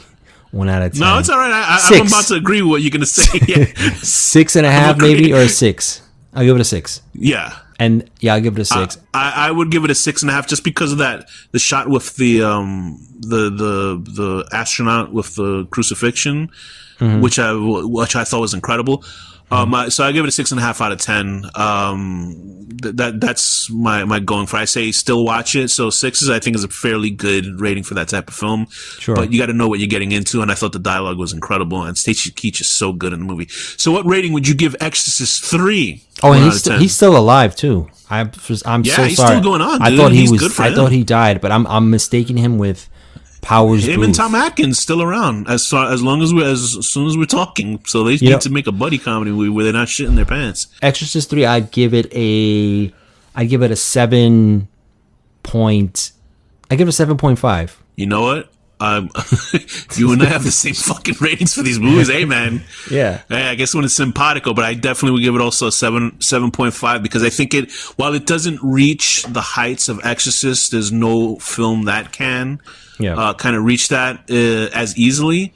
I think he did a solid and respectable foray into the series. And I can tell you this, it's probably the best Exorcist sequel out of any of this dog shit that comes out, and I'm sure in the future will come out. Ever. So I'll give it a 7.5 out of 10. Being an old man and being floated up and against the wall. So with that, listen, Deckard, that's a great rating for the 3 major flaws that film has. That could destroy any other film. So that says a lot. So remember, future film writers, don't ever screw up your character history like that, because Deckard will be watching your ass. I can't believe I'm like, bro, you can write anything, and this is his out. Come on, bro. You can't. With that, yeah. Oh, one last thing. With that, Stacy Keach was originally cast as Damien Karras in the original Exorcist. No way. Now he wasn't. Shit. It wasn't like they were talking. He was already cast, and then wow, yeah, because Friedkin said this story. There's a documentary on Shudder where Friedkin talks about the Exorcist. It's just him sitting down. You should watch it. It's recent. It's recent actually. And he tells the story for the first time because he told the story before, but he never actually named the actor. So he named the actor. He was like Stacy Keach, and he's like, when Jason Miller read the script, he kept like pestering Friedkin. He was like, "I'm this guy." And Friedkin was like, "We already cast it." And so he was like, "Just let me do a screen test." So he flew him over and he did a screen test. And then when Friedkin watched the dailies, he was like, "Oh shit, he's Damien Karras." So they had to pay off Stacy Keach. Whoa! Like he got paid his Keach entire. Must have been pissed though, right? He was probably really pissed. I mean, Keach would have been intense. I don't know. I think Miller, while intense, I think there was a softness to him. Yes, he was perfect for them. I think Keach kind of comes off very like, don't fuck with me. You know what I mean? Exactly. And which is that role it needed what Miller gave it. Yeah, that was good trivia. Yeah, that was good trivia. So with that, Deckard, what is the final word? Go watch these films and enjoy them for what they are. We miss Blatty. Absolutely. Blatty and Friedkin. Yes, both. Here's some drinks to you fellas, and this has been The Horror Deconstruction.